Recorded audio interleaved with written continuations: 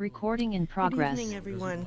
The August 22nd, 2023 meeting of the Portsmouth Zoning Board of Adjustment is called to order. Thank you.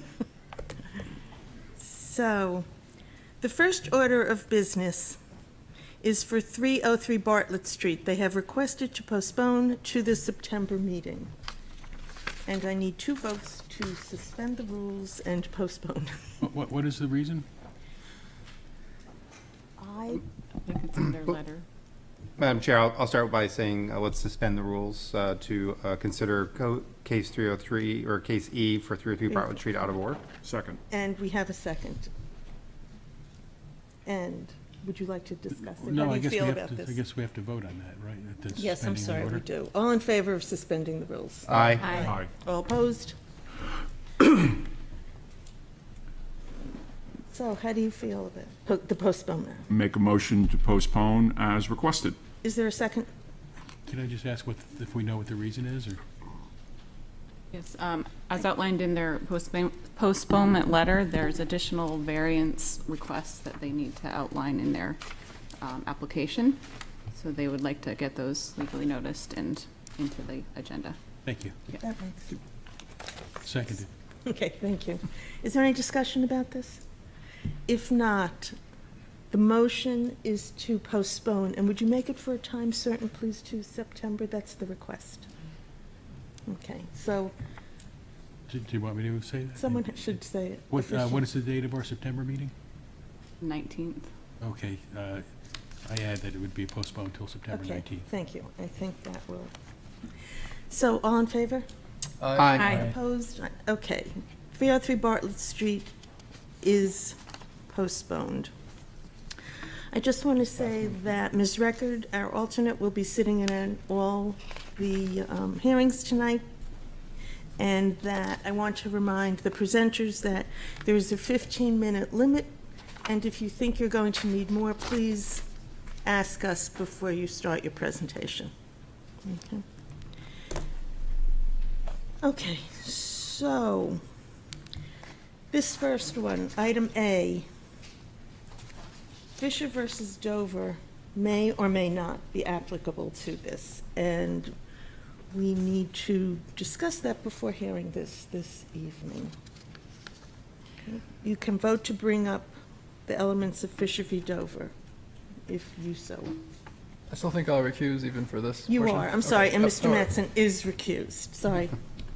I'll just say that the revised application does speak to some of the specific objections that were raised in that were the cause of the denial for the first application. And so without making any comment on the substantive issues of the new applications, I would say it is sufficiently different not to invoke Fisher v. Dover. Okay. Anybody else? Ms. Murchison? I do have concerns about when we keep getting these subsequent applications, and I recognize that Fisher v. Dover, is what we should be looking at when we look at these reapplications, but, I think it just so happens that tonight we have 4 Fisher v. Dover situations, and, I'm very concerned about somebody coming before this board and proposing a project, sort of taking a temperature of the board and then deciding which way to go from there. It's hard for me as a board member to know how much the applicant has revised their application based on our comments, or it's merely just another, or they realize that their first ask was a little, I would say, ambitious, and they're coming back for, a second bite of the apple. So I have some concerns about these reapplications that we're getting. Those are my comments. We do have the option to ask the applicant to come up, and we can ask direct questions if anybody feels that would be helpful. Just want you to know that for any of these. For me, I don't think it's necessary because it's the substantive change in my mind was the elimination of the duplex duplexes, which was a major point of discussion in the original. Can you hear us? No. Thank you for letting me know. We're going to have to do a better job of that. Thank you. The substantive change, in my opinion, that allows us not to invoke Fisher v. Dover is the elimination of duplexes, which was a major point of discussion in the original application. Again, I'm not saying that, any comment about what I think about the new application, just that it is sufficiently different. Right, absolutely. Mr. Ram, I saw your hand up. Yes, thank you, Madam Chair. So I would agree, Fisher v. Dover would not apply here. I do think that there is a substantive difference, 9 dwelling units down to 6 dwelling units, and as noted by Mr. Rossi, a change in the configuration of the actual structures themselves. Going back to Ms. Margison's point, in the 10 years that I've been on the board, this is, I wouldn't say common, but it's not unheard of that, applicants come before us, they naturally want to maximize the value of what they perceive for their property. They sort of maximize what they think that the board would possibly agree to. And if that doesn't work, then they revise it subsequently and bring it back in a form that, as they recognize through the laws and as interpreted by Fisher v. Dover of the state, which basically says that you have to be substantially different. They can come back with an application that is in fact substantially different, and usually more in conformance with what the board had concerns with. I agree it's unusual. We have like 4 items tonight that sort of fall into this category. A little disconcerting, but also something that I've seen over many, many times in the course of my tenure on the board. That's all. Thank you. Would anybody like to make a motion?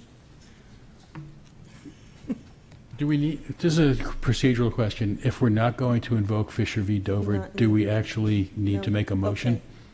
Okay, so we would have a motion if someone wants to invoke it.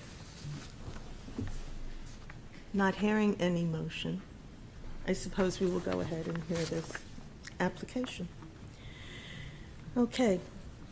The first public hearing is the request of Islamic Society of the Seacoast Area, ISSA owners for property located at 686 Maplewood Avenue, whereas relief is needed to construct 6 single-family living unit structures, which requires the following.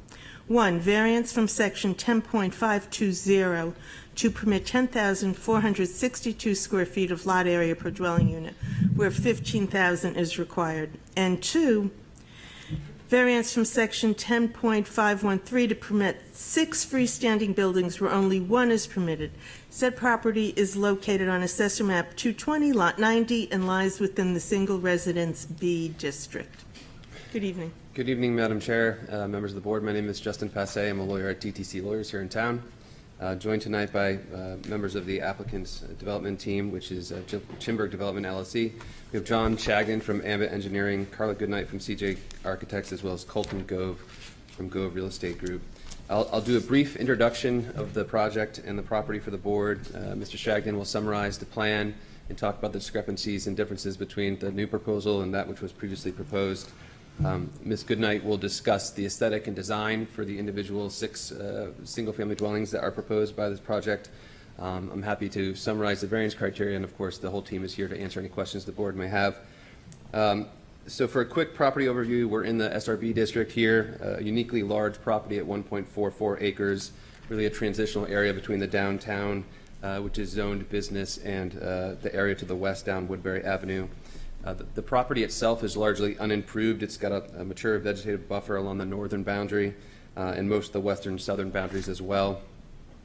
It's abutted by several two-family properties and a multifamily property, as well as a commercial property, and then Route 95 as well. It's one of the first lots situated to the west of the business district, which goes to the point about the transition. Thank you, Madam Chair. The grade of the property itself is also unique. It's about 40 feet at elevation at Maplewood Avenue, and it rises sharply to 60 feet towards the back of the lot. Mr. Shagnon will go over the highlights of the plan itself, but the bottom line here is that we heard the discussion and the critique of this board at the June hearing, which by my recollection was focused on the density of the project at that time, as well as the use of 4 duplex buildings, which of course is not permitted in the SRB district. I'll note that the density at that time with 9 units was 6,975 square feet of lot area per dwelling unit. We had provided the same table in that application that we provide in this application as to density, which reflected that the proposed density of that project was going to be more dense than the immediate area, but less dense than 2 corresponding neighborhoods further west on Maplewood Avenue. So we went back to the drawing table and are now proposing 3 less units. All 6 units will be single family, which is consistent, I think, with the perspective of the board in June.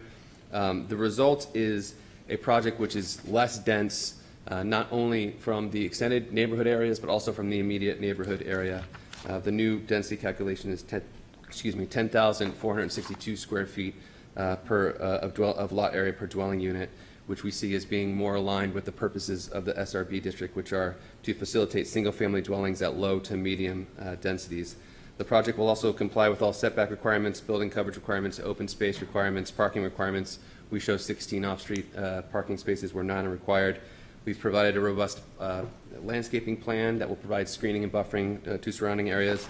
Again, we're proposing 6,500 square feet of recreational area, passive recreational area, which will be enjoyed by the condominium owners. Ultimately, we think it's a reasonable proposal, which is consistent with the basic tenets of the SRB district. Very quickly regarding the density, the requested relief, as noted at the top, is relief from the requirement that there be only 1 freestanding building. We're proposing 6. And then the density relief itself. Again, here we're proposing 10,462 square feet of lot area per dwelling unit for each of the 6 dwellings on the property. We've provided a density analysis, which is based on the way that the zoning ordinance calculates density, which is lot area per dwelling unit. And we're showing that on that analysis, this proposal and this property will be less dense than the immediate neighborhood and less dense than those extended neighborhoods as you go west on Maplewood. We've also re-asked for the frontage relief. At this point, frontage variance has been given to the previous religious assembly proposal. Frontage relief was granted by this board at the last hearing on this project. We've asked for it again because it's slightly different in an abundance of caution. So with that, I'll turn it over to Mr. Shagnon to go over the plan unless there are any questions for me. Yes, Mr. Rossi. With regard to density, I think that, the math that you've presented is very simple and straightforward. What I think it fails to capture is the comparison of units that are contained on a single lot, which also have side and front and rear yard setbacks elsewhere in the neighborhood, versus what you have here. So did you look at the spacing between the buildings themselves, like how far apart they are compared to, let's say, what you see in SRB further up the road in Maplewood Avenue that you would consider part of the neighborhood?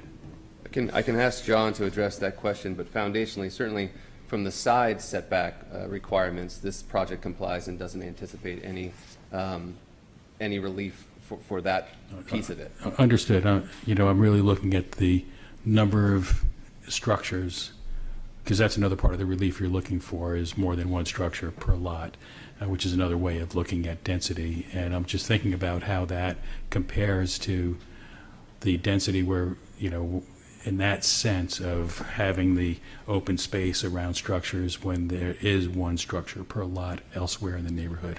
Yeah, I think the goal was to have a reasonable amount of spacing between each of the individual units, but also be able to continue to facilitate this proposal for 6,500 square feet of recreational space.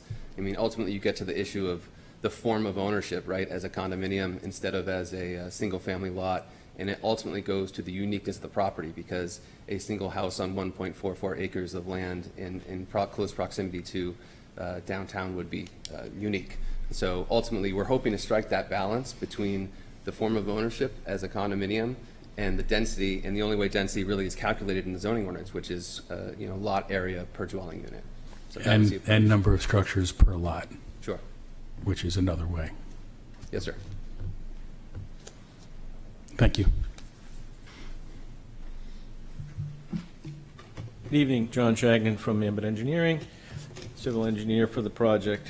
And I'm going to maybe try to answer some of that question in a bit here, but the cover sheet is shown, just to go through the plan set briefly, shows the location, the zoning, the project team, and then the next sheet shows the existing conditions on the property. It still has less than 50 feet of frontage and is longer and rises up from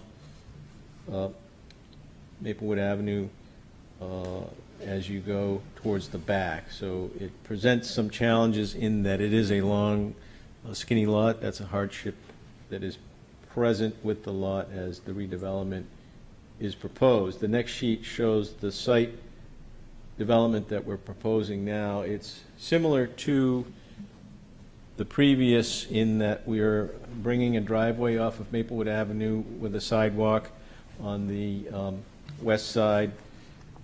However, the arrangement of the structures is different.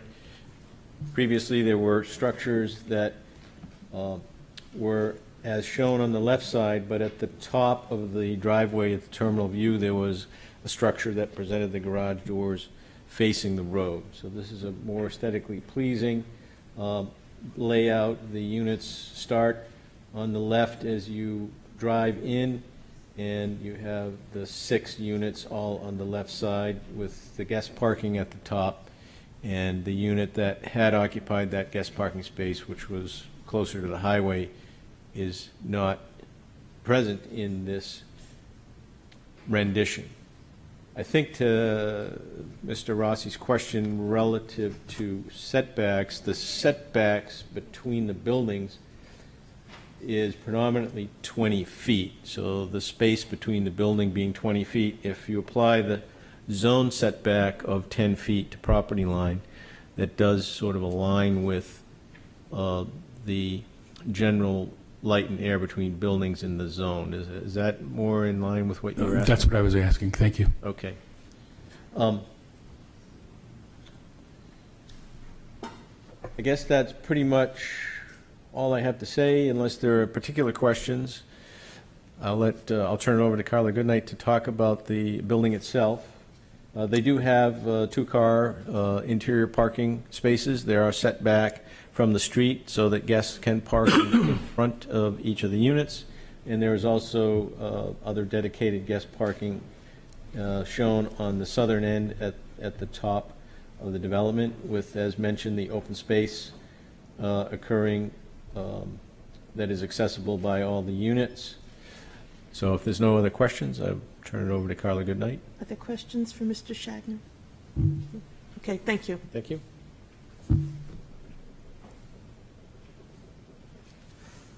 Good evening, Carla Goodnight from CJ Architects. I want to thank you for your positive comments last time regarding the architecture.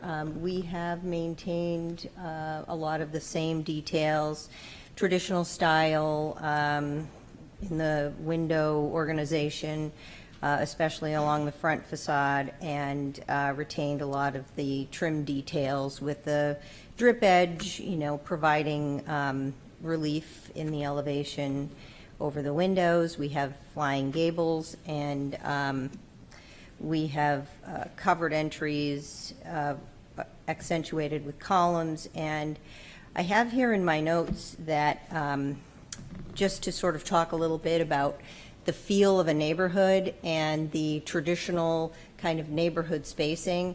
And one thing I don't think I've done in 20 years is refer from one project across to another project in the same night, but I may make that exception this evening because as the architect for this project and for the project that you are about to review, the spacing, the inspiration of that old neighborhood in the next application is very similar to the neighborhood look that we're proposing in this one with just slightly larger buildings.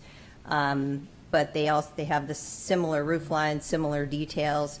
And in the next application, you can see, you know, this photograph, which kind of going back and forth in the office, since these are on the same track for this evening, you can see there's quite a bit of similarity between this truly traditional neighborhood and the style and spacing that we are proposing for the current application. So, does anybody have any questions for me? Thank you. Okay, thank you. Madam Chair, if the board pleases, I'm happy to summarize the variance criteria. Please. Thank you. So as the board is aware, the Supreme Court has directed ZBAs in New Hampshire to address the first two questions, the first two criteria of the statutory variance criteria together. They are whether or not the variances will be contrary to the public interest and whether or not the spirit of the ordinance will be observed by the granting of the variance. The question here is really whether the variances will unduly and in a marked degree conflict with the ordinance such that they violate the ordinance's basic zoning principles. The test from the case law, as the board is aware, is that two questions are asked: whether or not the essential character of the neighborhood will be violated and whether or not there's any threat to the public health and safety. So first, foundationally, these variance requests derive from the table of uses and table of dimensional standards. The objective of those ordinances to provide, and that of the SRB district, is to provide low to medium density and aesthetically consistent development in the area between downtown and the Gateway Corridor along Woodbury. Really, they pertain to regulating the aesthetic of the SRB district. Again, the purpose of the SRB district is to provide areas for single-family dwellings at low to medium densities, approximately 1 to 3 per acre. So the foundational point here is that there won't be any market conflict because really the proposal is consistent with those purposes because of the unique configuration of the lot, the size of the lot, the nature of the existing built conditions around the property to include their density. And because of that, we see this proposal as being consistent with the neighborhood. With specific regard to the density issue, as we discussed, we're proposing 10,462 square feet of lot area per dwelling. That's less dense than the immediate neighborhood and the extended neighborhoods as we depicted in the enclosures to the board. We see that as a good transition from the downtown area to Woodbury Avenue. There's also less traffic in this proposal than both the previous 9-unit proposal, the proposal before that with regards to the religious assembly. I think in that context there were 76 peak trips in the PM peak hour, as you saw in our materials, and particularly with regards to the exhibit that Mr. Shagden provided. There will be 4 trips during the weekday peak in the AM and 5 in the weekday PM. Obviously, we're providing additional housing at a time where housing is needed, which will bring additional tax revenue to the city of Portsmouth. All of these we construe as benefits to the public. So ultimately, we see that there isn't a marked conflict with the proposal and the purposes of the ordinance, and we see it as satisfying the underlying case law test because it will be consistent, albeit less dense than the surrounding area, and there will be no impact to the public health or safety. The third criteria is whether or not substantial justice is done by granting the variance. The guiding text here is whether the loss to the individual is outweighed by the gain to the general public in denying. So in other words, there's got to be some gain to the public in denying the variances, which outweighs the loss to the applicant. Here, we don't discern a great benefit to the public by denying the variance. The property has been the site of several proposals over the years, most recently a 9-unit proposal, but before that, a 28-unit multifamily proposal and a religious assembly proposal. And ultimately, we see this use of all of those as being the one most consistent with the core purposes of the SRB district, but in a way that is consistent with the neighborhood as well, which, as we've advised, is more dense based on the lot area per dwelling unit calculation. If denied, we don't see the property as being developed in as beneficial a manner. The fourth issue is whether or not the proposal will diminish surrounding property values. I think in this sense we're relying on the density calculation really to show that with regards to the 6 units that will be on the property, they will be substantially similar to the density of the units around them. And to John Shagden's point, and certainly to Mr. Rossi's question earlier, with 20 feet of separation between the proposed buildings, they are internally consistent with the 10-foot side yard setback, which applies in the SRB district. So we see this proposal as adding value to the property and by extension to likely adding or increasing value to surrounding properties. The last criteria is the hardship criteria. The test here is that unnecessary hardship means that owing to special conditions of the property that distinguish it from other properties in the area, no fair and substantial relationship exists between the general public purpose of the ordinance in question and their application to the property. And there's a second requirement that the use be reasonable. So there's really three tests. Are there special conditions? Does denying the variances advance the purpose of the ordinance? And is the use reasonable? So quickly, there certainly are special conditions here. This is a larger lot in the SRB district than the surrounding SRB district lots. It's got a unique configuration with only 47.31 feet of frontage. It's unique in light of its proximity to Route 95 and also in light of its grade and topography. It's also a transitional area, as we've discussed. So certainly there are special conditions of the property, which leads to the second question, which is whether the purposes of the underlying ordinance are advanced by applying them to this property to deny the variance. The answer here is no. Again, these variances derive from the table of uses and the dimensional requirements, and the inherent purpose of those ordinances are to maintain aesthetically consistent development in this area. As we've discussed, the density of this proposal will be less than that of the immediate area. And so in actuality, this property will be more aligned with the purpose of the SRB district than those lots which are around it. And then finally, the last question is whether or not the use is reasonable. In light of of our discussion tonight and the materials we provided, we would submit that it is a reasonable use and one most aligned with the purpose of the SRB district. So that is our presentation. Again, happy to answer any questions if there are any. Other questions? Mr. Mantle? The 6 units you're proposing to build, these will be condo ownership, correct? Yes, sir. Thank you. Mr. Ram? Yes, thank you, Madam Chair. On page 4 of your write-up, it's page 13 on our BOA packet, upper half page, you go, finally, the project incorporates a 6,500 square foot recreation area as depicted on the variance plan, which the area will serve as an amenity to residents of the neighborhood. I asked this last time, I just want to validate. It's the same, the intent is not that this is a public amenity, but it is an amenity for the use of the 6 condominium owners and their invited guests. Is that correct? I agree. I believe ultimately, should this be successful and we go to the planning board, it will be a common area that will be enjoyed by the condominium unit owners. Okay, thank you. Mr. Rossi? I did have one other question for you with regard to hardship. I know we talked about this last time, and I thought the answer was reasonable, but now I can't remember what it was. There was some discussion about basically subdividing the lots and building a unit on each lot, but it wasn't feasible. Was it because of the need for an access road and the area that would take up? Can you remind me what where we landed on that? My recollection is that the process of building a city road that met the design standards to accommodate a formal subdivision was the issue. Okay, meaning that it would take up too much space and the city would not get any benefit by doing that. Compromise the viability of the project, right? Thank you. Any other questions? Okay, thank you. Thank you very much. Is there anyone to speak in favor of this proposal? Anyone to speak in favor?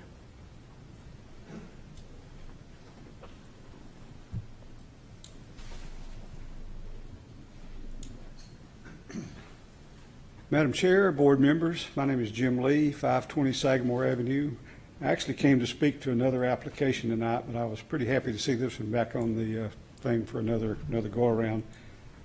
I'm speaking as a real estate broker of 43 years experience and license in 3 states. One of the most important things, and this is pretty common in real estate, the most important thing is location, location, location. I think this is a terrible location, which pretty much makes this a good project in my view, because there's been several applications before us to build things there, and none of them have worked out. I think this one makes the most sense of any of them. The big benefit to this, even though there's 6 units, they're so far back there, you really can't see them from the road. And I think that would be a perfect spot for this, and I would speak in favor of granting the variance that they applied for. Thank you. Thank you. Is there anyone else to speak in favor of this petition? Anyone to speak in opposition to the petition? Anyone to speak to, for, or against the petition? Okay. The public hearing is closed. It is back here. I do have one question, just as a point of clarification. The last time they were here, they got the variance for the lot frontage, right? So the only variance being sought now is the square foot per unit and the number of units per lot, That is true. right? Okay. That is true.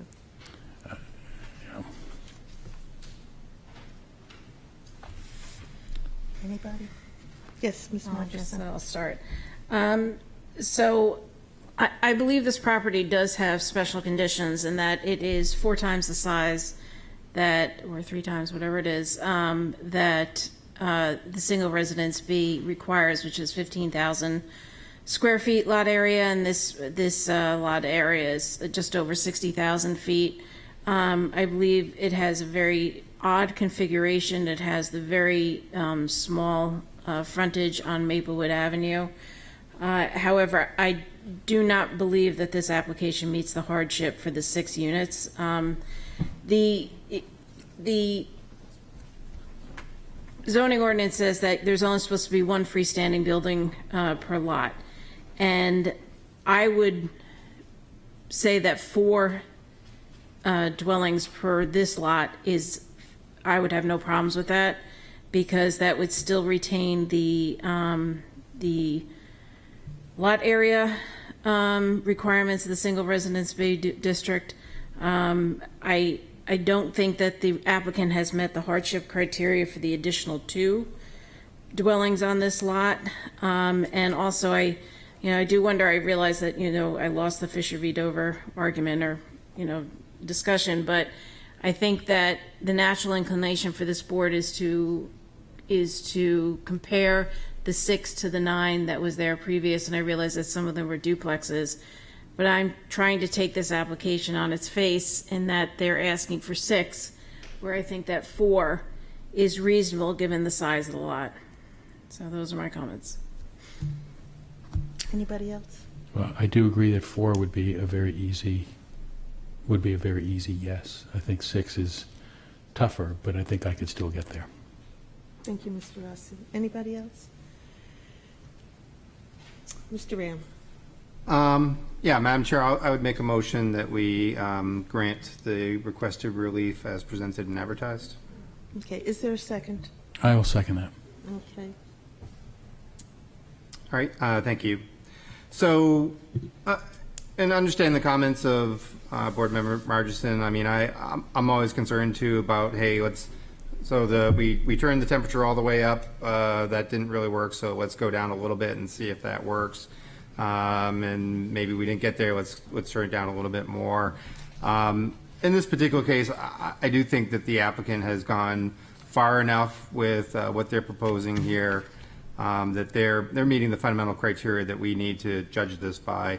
I think this board in the past and the other applications that have been put forward with special exceptions recognize fundamentally that this is single residence B. Just putting a single house on this very, very large lot doesn't make any sense. I would agree that if you could say, well, create a 4-unit condo, you're meeting at least one of the 2 criteria that we're being asked to provide relief for, is easier, but I still think that they've gone far enough. And I do think that the special conditions of this property are its sort of length and positioning along the interstate corridor. Again, our real concern here is density of the units. I think the applicant has indicated that even in their sort of condoized state, that the density is certainly no greater than many other neighborhoods, probably close to being what is required for distance between the homes. If this were, say, more subdividable, it really isn't, as the applicant has pointed out. The creating of a legal roadway on this would make, even further condoization extremely difficult. So they've indicated about 20 feet between the homes. I did a quick scaling on what they provided. It's roughly that, maybe just a little bit less, but I think in keeping with that. So going through the criteria, granting the variance would not be contrary to the public interest. So really the public interest here, we combine that with granting the variance would observe the spirit of the ordinance. So what are we really trying to accomplish? Single residence B, yeah, you don't want to have multiple homes on that, but again, the unique shape of this property, with it being long and sort of narrow on the street, long in depth, really creates a set of circumstances that allows you to take advantage of that by putting multiple buildings, again, not typically allowed in a single residence B district. However, the positioning of them really wouldn't be visible from the road. There is actually another home that sort of provides some visual barrier.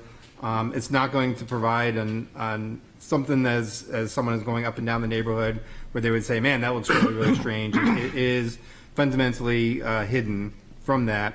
And I do think the applicant has made a decent argument that the other SRB properties to the west of this are really, they're approximating the overall density of all of those. They are not exceeding that overall density of those SRB properties. Not to mention that just to the east of this is both a business district, which is something completely different, but then also general residence A is very close by, which has an even higher density to it. So the nature of the density aspect of it, of the number of dwelling units per the total square footage of the lot, I think is reasonable and within what the spirit of the ordinance would have. And the public purpose is, the characteristics of the neighborhood, again, because these homes would essentially be hidden. They are respectful to the overall architecture of the neighborhood of Portsmouth in general. So with that, I think that they are meeting those two criteria. Granting the variance would do substantial justice. So is there really anything that the public would demand out of this that would outweigh the applicant's right to make use of their property? I don't think so. Again, some of the unique characteristics with the short frontage, depth of the lot, the hill, some of the topography associated with the lot, does make sense that there's really nothing that the public would perceive out of these multiple homes that would outweigh the applicant's ability to make full use of that property. Granting the variance would not diminish the value of surrounding properties. We had some testimony here from the general public, as well as some description from the applicant that basically butted up against a business area and butted on the opposite side by an interstate. That's what's being built here will not be perceived by really anyone on either side as something that would be awkward or somehow reducing property values. It's also burdened by a easement on the rear of the property, so really the next closest homes on the opposite side are separated by some distance by that power line easement that takes place there. And lastly, the hardship, and always perhaps the trickiest, but again, I do believe some of the unique characteristics of this property, sandwiched between a business district fairly close to a general residence A district, up against an interstate, long, narrow depth, just does not look like really any of the other SRB parcels that are nearby. The ones that most closely imitated are ones that have multiple buildings on them, including some that were on Emery Street that were approved previously by this board. So in that, I think it's has some unique characteristics that's in keeping with because of those unique characteristics, it allows more development than what would be normally able to happen. It is a use that's permitted in the zone. So with that, I think that we meets all the criteria and should be approved. Thank you. Do you have anything to add, Mr. Rossi? Yes, with regard to hardship, and particularly as it pertains to 6 structures on that lot, there is a special condition for the lot, as pointed out by Mr. Rayum, the shape and size of the lot. The application of 6 structures there, the building of 6 structures there, does not defeat the public purpose of SRB, because the way the property is designed, it does maintain a density that is as good or if not superior to the surrounding SRB properties, and that does maintain adequate space between the structures so that the intended purpose of providing light and air between buildings is achieved for what's required in SRB, even though that it's a little bit more dense than what SRB would typically allow. And I would leave it at that. Is there any further discussion? I'm going to vote in favor of this proposal because I think that if this were used as explicitly zoned, it would be an more odd development in that part of town. And there is no streetscape to compare with the rest of the neighborhood. So even if it is not just like that, no one will see it. And the cleaning up of the entrance to that lot, I think, is really a benefit to the community. And denying it will not advance the purposes of the ordinance, so I'm going to vote in favor of this. So if there are no other comments, then we will take a vote. A yes vote is to build. Ms. Record? Yes. Mr. Mantle? No. Ms. Margison? No. Mr. Rayam? Yes. Mr. Rossi? Yes. And the chair votes yes, so you are approved. Okay, our next item of business is Fisher v. Dover. So, and Mr. Mattson has joined us.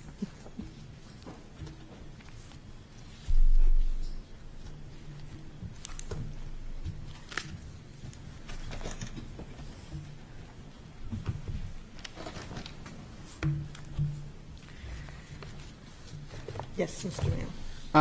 I'm sure I'll just say that I have no concerns with regard to Fisher v. Dover, other than the fundamental point that's already been made that, you know, the applicant came before us once already, now a short time later coming before us with something, in my impression, substantially different. But, you know, at the same point in time, that's the, you know, the legal standard that we have to abide by. It's really a tool that the applicants recognize in their toolbox. And, you know, it's not surprising they take advantage of everything that they are legally allowed to do. So within that, though, I mean, I think it's a substantial reduction in the total building coverage. Relief from yard setbacks is also substantially better, and it incorporates other concerns that were expressed by abutters and others with regards to the general architectural layout of the structure. So I think it meets the Fisher v. Dover threshold to be considered by the board. Is there anyone who is concerned about Fisher v. Dover? Ms. Margison? I am, but I also don't think that my concerns will be shared by the rest of the board, and just to be completely honest. So when I was denying this variance, it was the lot coverage, the 43%, that concerned me, because it was 8% over what is the maximum allowed throughout the entire city. But also of equal concern to me was the tear down of an 1870 structure. And so this application is still tearing down the 1870 structure. So I do have concerns with that. I will again raise, so I think that, I'm not sure that it is a substantially similar, that is a substantially different application. Again, I think perhaps, I don't know how many members of the board shared those concerns of mine. And, you know, I know the legal requirements for Fisher v. Dover, but the reality is that the more times you come to this board, the likelihood that you're going to get approved, because not only is perhaps the application could or could not be substantially changed, the reality is that the opposition just generally tends to decrease towards an application the more times it's heard. So those are my concerns. Anybody else? I have a question for Ms. Margison, if I may. Sure. This is for my own edification. Under what aspect of the zoning ordinance is it within our jurisdiction to weigh the value or not value of tearing down, an 1840s structure. It's actually 1870. It's in the intent and purpose of the zoning ordinance, and it's to preserve buildings within the historic district and buildings of historic or architectural interest. So it's one of the main purposes. So It was it's not the one I was- and, even though it's not in the Yeah, historic district. I it's the wasn't and. aware of it until I saw it in one of Attorney Phoenix's Yeah. letters to us. And given the streetscape on that street, where they're all New Englanders, all set up in the same way, it provides for regularity of the streetscape, and the fact that it's an 1870 structure, a New Englander, that is a concern to me, and I think that to me, it makes it substantially a similar application. But again, I have to be very honest in that I'm not sure that that was the basis upon which this board actually denied the application. I think it was the 43% lot coverage. Mr. Manning? Thank you. This is probably more of a technical question, but in the request, it's relief from variance, 3-foot front yard, we're 5, 3.5, we're 10, 36, we're 35, and variance to allow 2 mechanical units. Doesn't say anything about the demolition of the back half of the house, nor does it say anything about the demolition of the current garage. Is the application in error? No, because I believe when it says, okay, just a second. No, I don't think so. It doesn't ask, to tear down the garage nor the L extension to the house. I believe it's because there's no variance needed to demolish. To do that, right. Correct. Doesn't say it in the public notice. It's, Doesn't say it in Because the there's no request. variance needed, and as a zoning board, we're 65. addressing the variances. It actually does Page on say 65, to raise and reconstruct, remove. Okay. 'Cause right I'm- on our staff memo. To raise and reconstruct. I'm looking at the public notice. Okay, I don't, And there is no variance needed to demolish the house. Okay. Correct.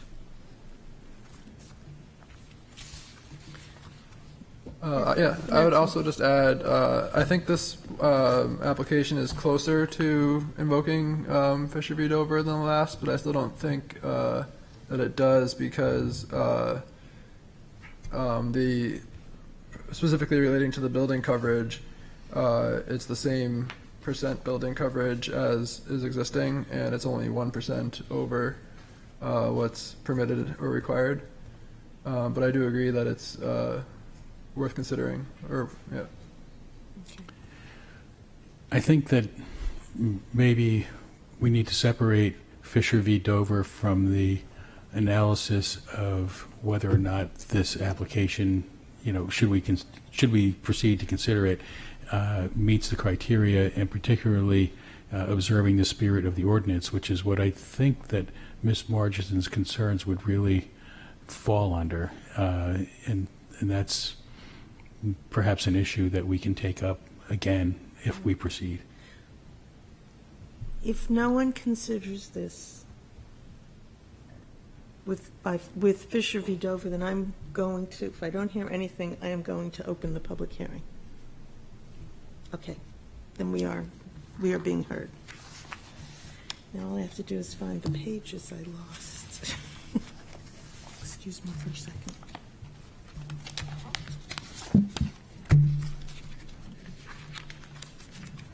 One second. Can somebody read the child? Yes, thank you, thank you. No. The request of Karen S. DeNicola and Karen DeNicola, trustee, for property located at 281 Cabot Street, whereas relief is needed for a variance from section 10.521 to allow A, 3-foot front yard where 5 is required, B, 3.5-foot left yard where 10 is required, and C, 36% building coverage where 35 is allowed.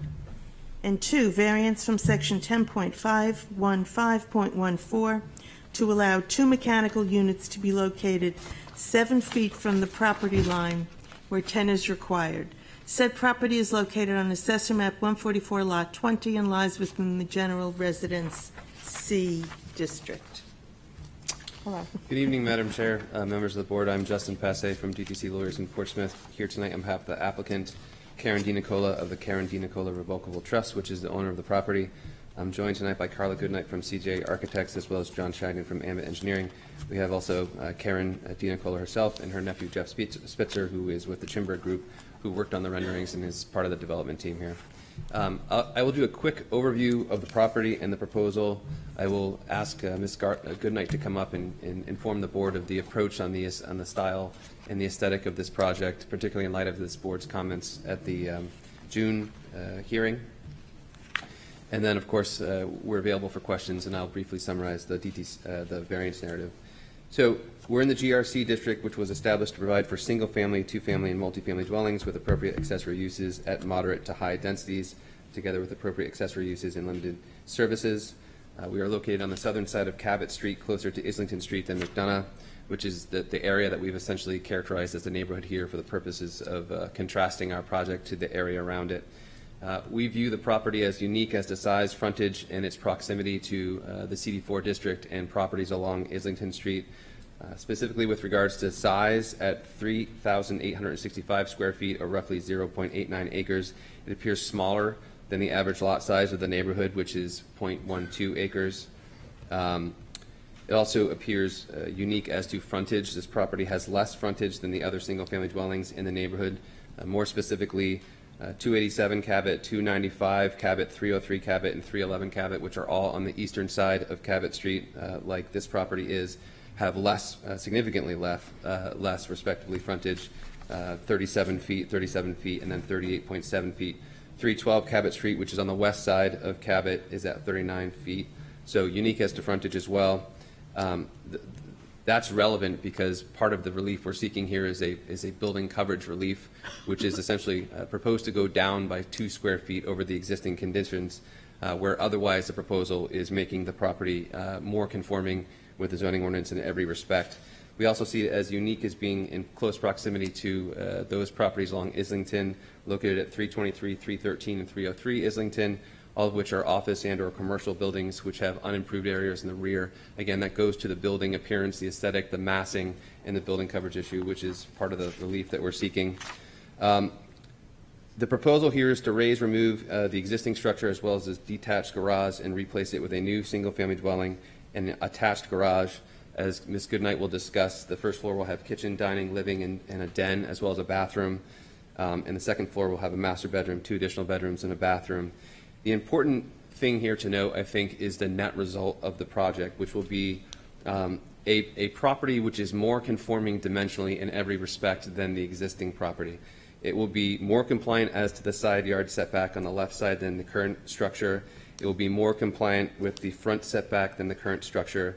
It will be totally compliant with both the rear and the side yard right setbacks, where the garage is located in those areas now.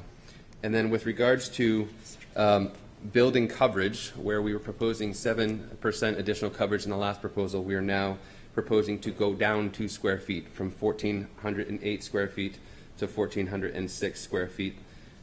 The impervious surface area will be reduced by 9.5% across the property, which is, of course, a public benefit. And then specifically to Mr. Rayum's point at the last hearing, where he asked whether an analysis of the approximate building coverages of the surrounding area would yield, we did the best we could to use the assessing data to develop a number. And what we came up with is in this area between Islington and McDonough, the average building coverage is 33.7%. We're proposing 36%. But I guess most importantly, with regards to the 2 properties which abut this property, 287 and 295 Cabot, what we're proposing is less than the approximate building coverages that we calculated for those properties. And of course, it's less than what's there today. So I'll stop talking and ask Ms. Goodnight to come up at this point to go over the plans, unless there are questions for me. No, okay. Thank you.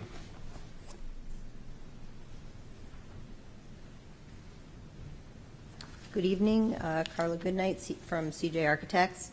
I wanted to start by mentioning that we have 2 letters of support from a butter and from a member of the neighborhood, Ms. Bratter and Ms. Meister. And I would just like to say that Ms. Bratter has captured a lot of my thoughts on the design and the building. So if you have not had a chance to review that, there's quite a bit in there that I agree with design from a design standpoint. And one of the things that we set out to do in designing this updated building is to bring forward all of the details on the existing building into the new building. You can see the side-by-side rendering that captures, where we plan to, how we plan to do that with the trim and the windows and so forth. One of the challenges that we faced last time was that the front door was actually encroaching and causing more relief required along the front setback. And so we had moved it around to the side, but we have since brought that back to the front, which does actually create more mass at that point. But that was a preference of the board, so we did that. We've also realized that this footprint that as proposed is roughly slightly less than the footprint of the current buildings on the site. If you look at the combined footprints of all the buildings on the site. One of the other amenities, the single car garage with an allowed space in front, pushed us over the setback in the last application, but we've pulled that back several feet on that side now, so we're no longer looking for relief on that side. We've got that driveway pulled back. And I believe the other aspect of this that I wanted to talk to you about is that we do quite a bit of work in the historic district and understand that a lot of these buildings have fallen into significant disrepair. The owner had shared with me at the beginning of the meeting that the kitchen that's currently in the building right now, that's in that little lean-to in the back, does not have any electricity and is running on an electrical extension cord. And that the tax assessor had come out to visit her because of the change of ownership and had recommended to her that his thought was the building would be downgraded from fair to poor condition. So what we're trying to do here is just create a safe, insulated, weatherproof, dry, no mold, no mildew structure for Ms. Dina Cola, and so she can stay in the community and so forth. Trying to, while capturing as many of the historic details as possible. Other questions? Anybody have any questions? Okay, thank you. All right.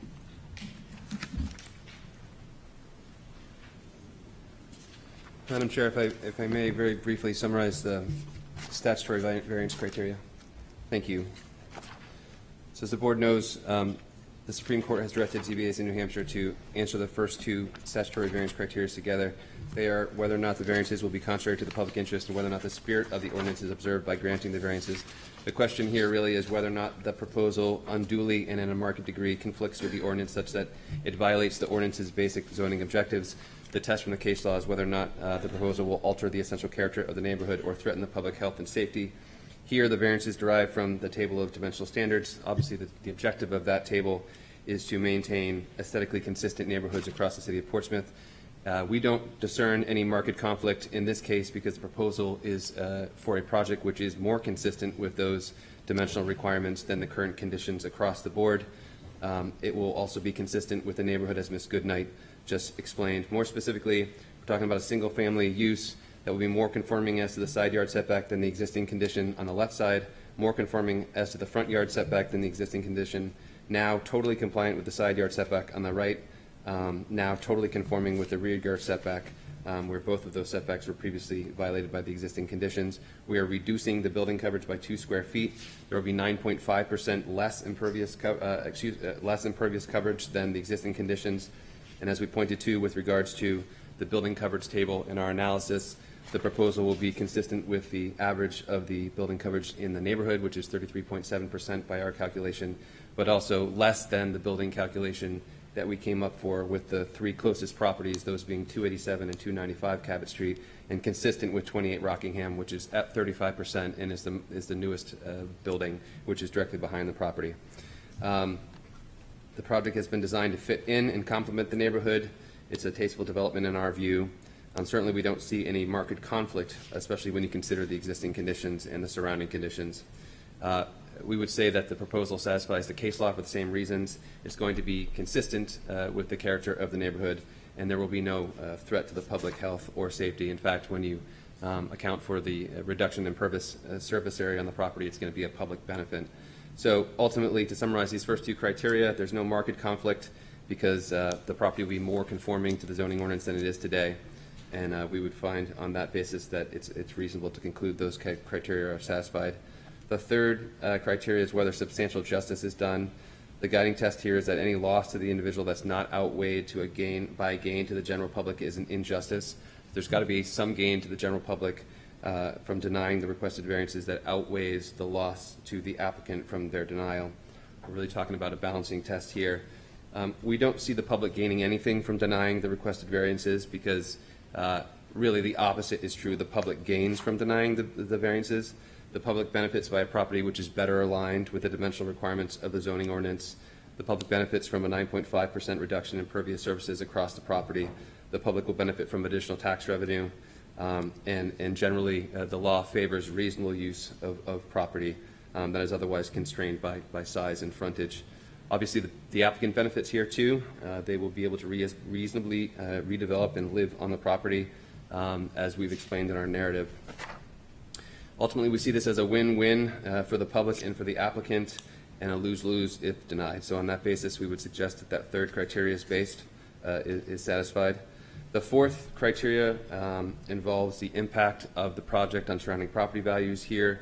Because we see the project as creating a property which is more conforming, as we've detailed, to the dimensional requirements of the zoning ordinance than what exists today, we would say as a matter of fact that it will increase the value of the property. Obviously, improvements will be assessed at higher values, and by extension, the surrounding properties will benefit and be potentially impacted favorably from a property value perspective. The last criteria is the hardship criteria. The test here is whether unnecessary hardship means that owing to special conditions of the property that distinguish it from other properties in the area, there is no fair and substantial relationship between the purpose of the ordinance and its application to the property. So there are really 3 tests here. Are there special conditions? Does denying the variances advance the purpose of the ordinance in question, and is the use reasonable? So quickly turning to those questions, are there special conditions? There are. As I've noted, the lot is smaller on average than the other properties in this neighborhood at 0.089 acres when compared to 0.12 acres. On the frontage, with regards to frontage, though smaller than the average lot size in the neighborhood, this lot has more frontage, which makes it better able to accommodate the proposal, particularly in the context of the building coverage variance. As I laid out earlier, the other single-family residences on the eastern side of Cabot Street have 10 to 12 feet less frontage than this property, which has 49 feet of frontage.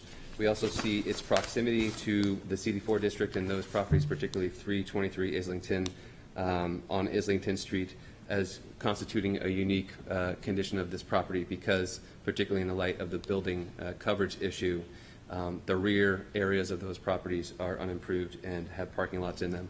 So from an aesthetic and a street side perspective, it won't present a massing or issue, particularly when you consider that across the property there'll be less building coverage than there is right now. The second question is whether or not the purposes of the underlying ordinances are advanced by denying the variances in question. The answer here is no. Again, here the proposal is to make a property which is better in every light than the existing conditions with regards to these same dimensional requirements. Finally, the question is whether or not the use is reasonable. We would say it is, particularly in light of the detailed and comprehensive approach that Ms. Goodnight and her staff have done to accommodate the aesthetic of the current neighborhood, to include the front facade and the location of the front door and the bay window, et cetera. So on that, we would wrap up our presentation. Again, happy to answer any questions from the board. Are there questions? Yes. Did you look into the averaging of the front yard setbacks of the neighboring properties?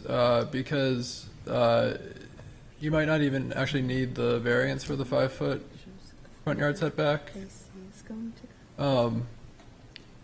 Another part of our ordinance, it looks like the other properties, the other buildings on the same side of Cabot Street are also less than 5 feet. Yes. And so if you average those, I guess I was wondering if you looked into that. We did not look into that. Okay. I know now currently there's an encroachment caused by the stairs that go into that go over the line into the city's right of way on the Of the sidewalk. other properties? On this property. Yeah. And certainly, that's consistent, I think, with the remaining properties on the eastern side of Okay. the street. And this one will be set back further than the existing property on this lot? Correct. Okay. Okay. We're at 1.8 feet now, and it looks like it'll be 3.1 as proposed. Are there any further questions? Okay, thank you. Okay, thank you. Okay. Is there anyone to speak in favor of this petition?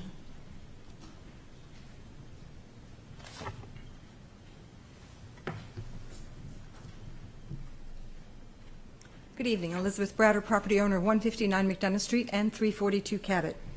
Based on the design being a completely new approach to the rebuilding of 281 Cabot Street, it seems appropriate to allow the new request for variances to be presented. On the bottom of my letter, which I presented via email, it shows the actual visual differences between the two. The entire shape of the building has changed. The roof alignments have been changed. The clapboards are now on the entire structure. A front door and a front step, which complement the other 4 buildings of the quintuplets, that's what I call the 5 houses in a row that look alike, ties this new design into the neighborhood. This new building looks like it's been there for years. In regards to the tests, I wrote, granting the variance will not be contrary to public interest. The house has had little to no work done for a minimum of 41 years, possibly more. I know that because I'm there almost every day. It really needs rehab.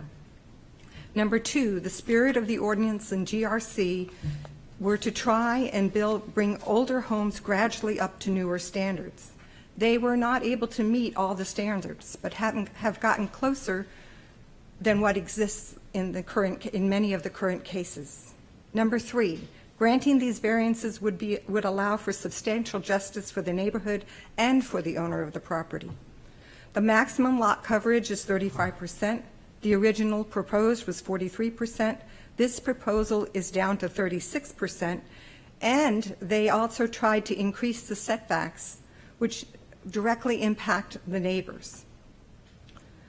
Number 4, the latest presentation should increase the value of the neighboring lots because this is a new version of an old structure, and it has been created to allow for change and improvement in a positive direction, along with maintaining the character of the neighborhood, as long as it stays a single-family home. In regards to hardship, it seems to me that the way this house is designed, it would allow anyone who lives there to be able to age out because you could easily convert the quote-unquote den into a first-floor bedroom. It is also true that nowadays cars are being converted into electric cars, and I'm finding that more and more houses going in our neighborhood are having garages put in because they're going to have to plug things in. I did want to comment on the idea of rebuilding this house. I have a house at 342 Cabot Street that I've been working on for a year and a half. We won't talk about that part. We won't talk about the exorbitant amount of money that has gone into this one-bedroom house. But we can talk about the fact that that house was neglected for 12 years. The tenant who lived there was supposed to be taking care of it, and when I got in there after he moved out, I almost dropped dead. That was 12 years of neglect. We're talking 41 or more. It involved replacing foundation parts. It involved replacing electrical. It involved putting in insulation. It involved so many things. I really would not like to think about it at all because I'll probably have a nervous breakdown. But in regards to this house, if you ever went inside there, it made a house that was considered condemned look good. The condition of this house, if you have not had the opportunity to go in there, would make you say, whatever you do, just burn it down or take it down. I realize it's from the 1800s. I'm a big proponent of saving things from the 1800s. That's why I did the work on my house. I also didn't want to come see you, and that's why I did the work on my house the way I did. But the reality is this house is in horrible, I mean absolutely horrible condition. If you lit a match to it, they'd put out the fire in 5 minutes because it's just a disaster inside. Thank you. Thank you. Is there anyone else to speak in favor of this petition? Is there anyone to speak in opposition to this petition? Opposition. Anyone else to speak to, for, or against the petition?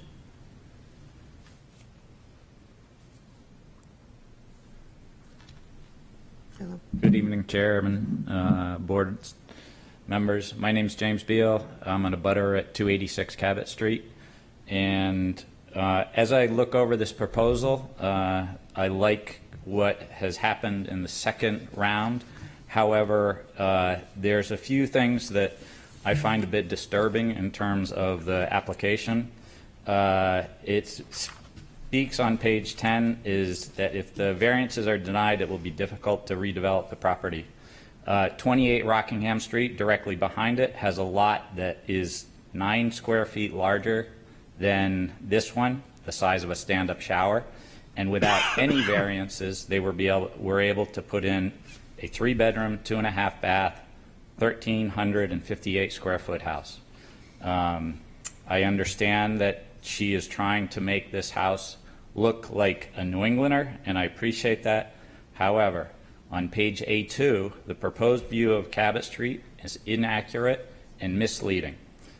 The computer drawing makes it appear that the new building is exactly the same height as the other 4 buildings along this street. Those buildings have a height of 26 feet to the peak. The only information on all of the elevations is a dotted line that says 25 feet, which is halfway up the roof line. So the elephant in the room is, what is the finished height? And although this is not required for a variance, I would hope that the board asks this question prior to making a decision. The reason for this, a new building height of 30 feet, where the current one is 26, will be 16 feet higher than all of the other buildings. A new peak of 33 height will be 23 feet, 23%, and the allowable current height to be built on new construction is 35 feet, and that will be 34.5% higher than the other 4 buildings on the same side of the street. Also, there's mention that the lot is smaller than the rest of the lots on Cabot Street. There are 9 addresses on that block on Cabot Street. 5 of those lots, including hers, 5 of those lots are smaller than her lot, and so therefore the hardship is questionable. If the variance is allowed and the available height of new construction at 35 feet is built, then it is a detriment to the public, because the loss of light and air to the direct abutter to the left of her will be determined along with the view from Cabot Street. So I like the design. It seems that by having no variance on the right side of her building, she is protecting herself from something that may or may not happen to the CD4-L2. But the Rockingham building was able to do everything without a variance, and so therefore I would like the board to ask the finished height of what the new building would be proposed. I know that's not something that is set in stone, but I think that's a very big elephant in the room that's not being asked, just square footage. Thank you for listening. Thank you. Is there anyone to speak to, for, or against this petition? You may come up. You may come up. You may come up. I just very simply can put everyone's mind at ease. We did send staff members out there to, with a laser to measure that eave height because it was such an integral part of matching the building design, and take some field measurements. So we will be replicating the width, height, pitch, et cetera, of the existing building that's there right now. If you look at the right elevation, you can see that the new building at the rear is actually slightly narrower, causing the roof to be a little bit lower than the other building, than the existing building. And 2 of our variances are required to keep this building in the same position that the existing building is in. So that one side yard variance and the other front yard, is those distances were dictated by the current position. So we want to keep it in that alignment, in that lineup. So that's sort of how we ended up there, especially, as I mentioned earlier, putting the front door back on brought us even less out of alignment. So Thank you. Did you have a question? Yeah. I'm sorry. Can you please come back up and just nudge me? Sorry. it's okay. To answer the gentleman's question. Yes. What is the height of the roof on the final building? I do not know offhand from memory, but it will be the height of the building next door. Thank you. Anybody else? Anyone to speak to, for, or against this project? Okay. If not, the public hearing is closed. Hello. I'll just start by making a comment that building height is in fact determined as, or defined in our ordinance as being halfway between the eaves and the ridge, Right. just for clarification. Well, maybe clarification. For people who know what that That means. means, right? Yeah, I guess. Can you explain for the audience? Yes, It only requires a minor in mathematics, not a major in mathematics. yes, rather than the actual tallest point of the building, which would be the ridge, the definition of building height for the purposes of the ordinance is it measures, if you have the ridge and then you have the bottom of the roof halfway between that, that's considered building height, which is in fact shown on the elevation here for this application as 25 feet. In fact, if it were beyond what's allowed, a variance would be needed for that. No, We no, are no, no, closed. We are closed. Public Sorry. hearing is closed. Thank you Yep. for that clarification. Anybody? I think this is an interesting situation. As you know, I was and am of the opinion that Fisher v. Dover did not apply. However, in considering the new application, I don't think that comparing it to the first application is the rubric that we should be using. It's really comparing the current application to the zoning ordinance in and of its own right.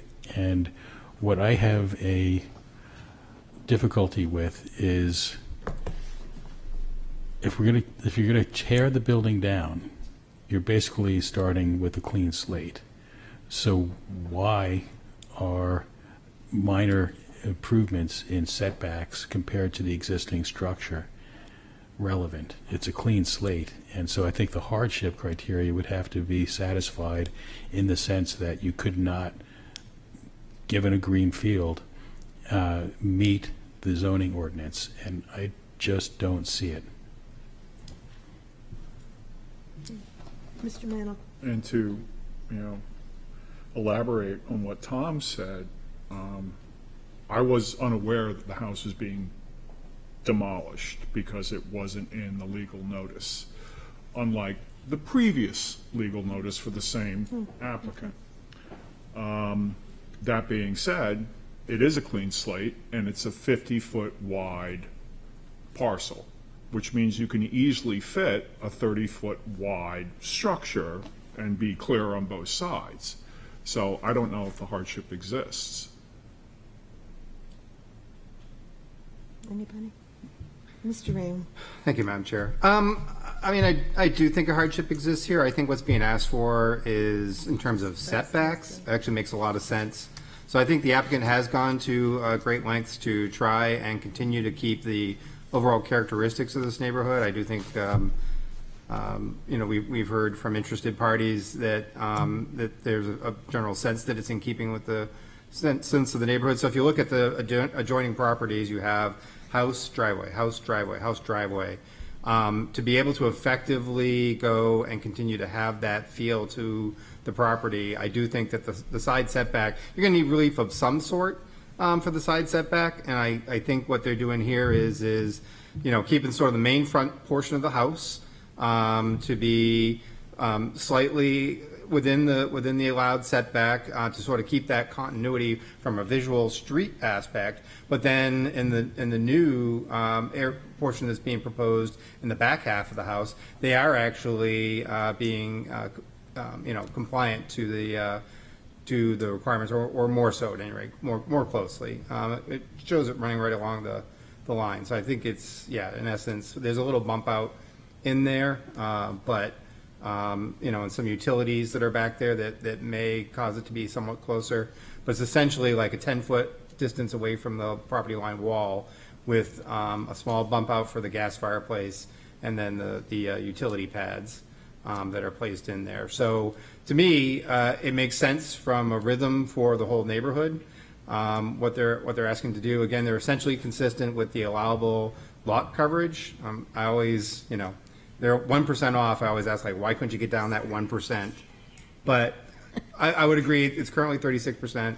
They're essentially meeting the same. They said, well, it's actually a little smaller, 2 square feet. I'm not going to give you 2 square feet. It's the same as what it was. In my mind, from a setback standpoint, they're meeting it. From a overall lot coverage request, they're meeting it. They are being respectful of the property that we were most concerned about the last time with their expansion. So they're not proposing an expansion into an area really that was covered by a semi-legitimate garage that was there before. They were being respectful of that property line setback on that side.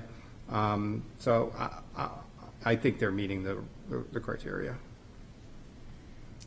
Mr. Mattson? Yes, one thing I'd point out is that the street frontage for this general residency district is actually 70 feet, and this is only 50 feet, so it's 20 feet less than what's allowed. I do agree that if you met the 10-foot setbacks on either side, you could build a 30-foot wide house, which isn't unreasonable, but there could be certainly a hardship in the fact that this lot is narrower than what's allowed by the zoning district. And I think regarding the variance criteria being asked for, I think a lot of it is being driven by, as much as I would love to see a historic building be renovated and saved, this is the next best thing, where they're basically, the design of this building really is being driven by what is there, which is that historic building. And so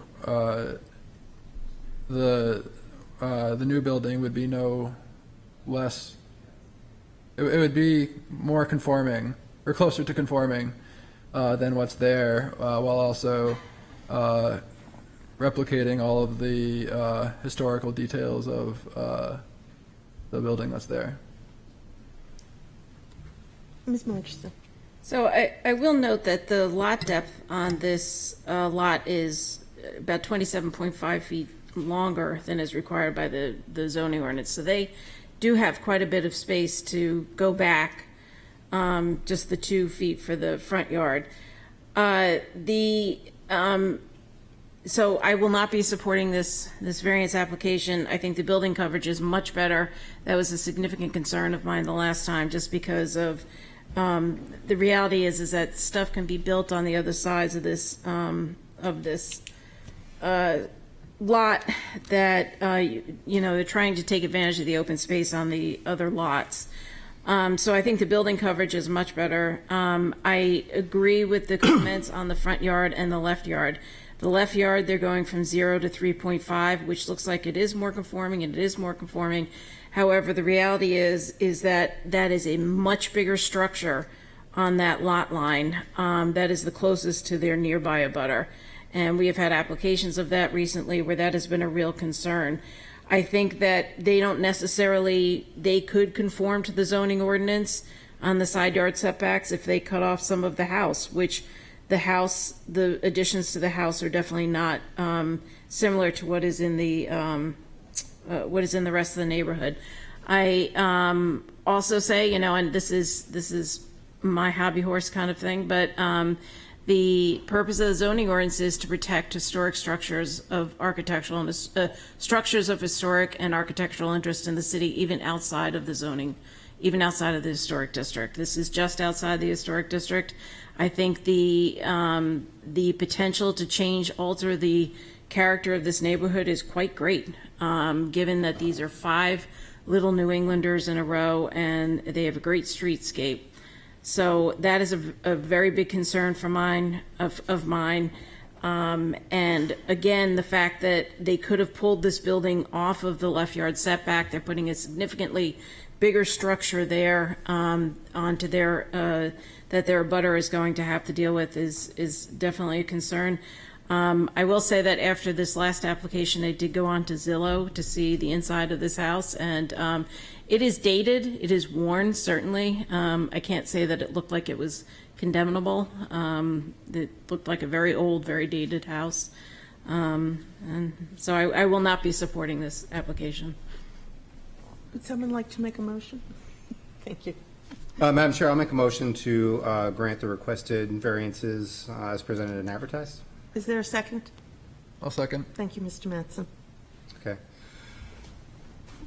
So, again, as I indicated, I think the relief that's being asked for here, total building coverage is essentially what is there now, only 1% above what's allowed. Essentially compliant with that. It really comes down to they are compliant on the side yard setback for the main portion of the house on both sides, or at least the new addition portion of it.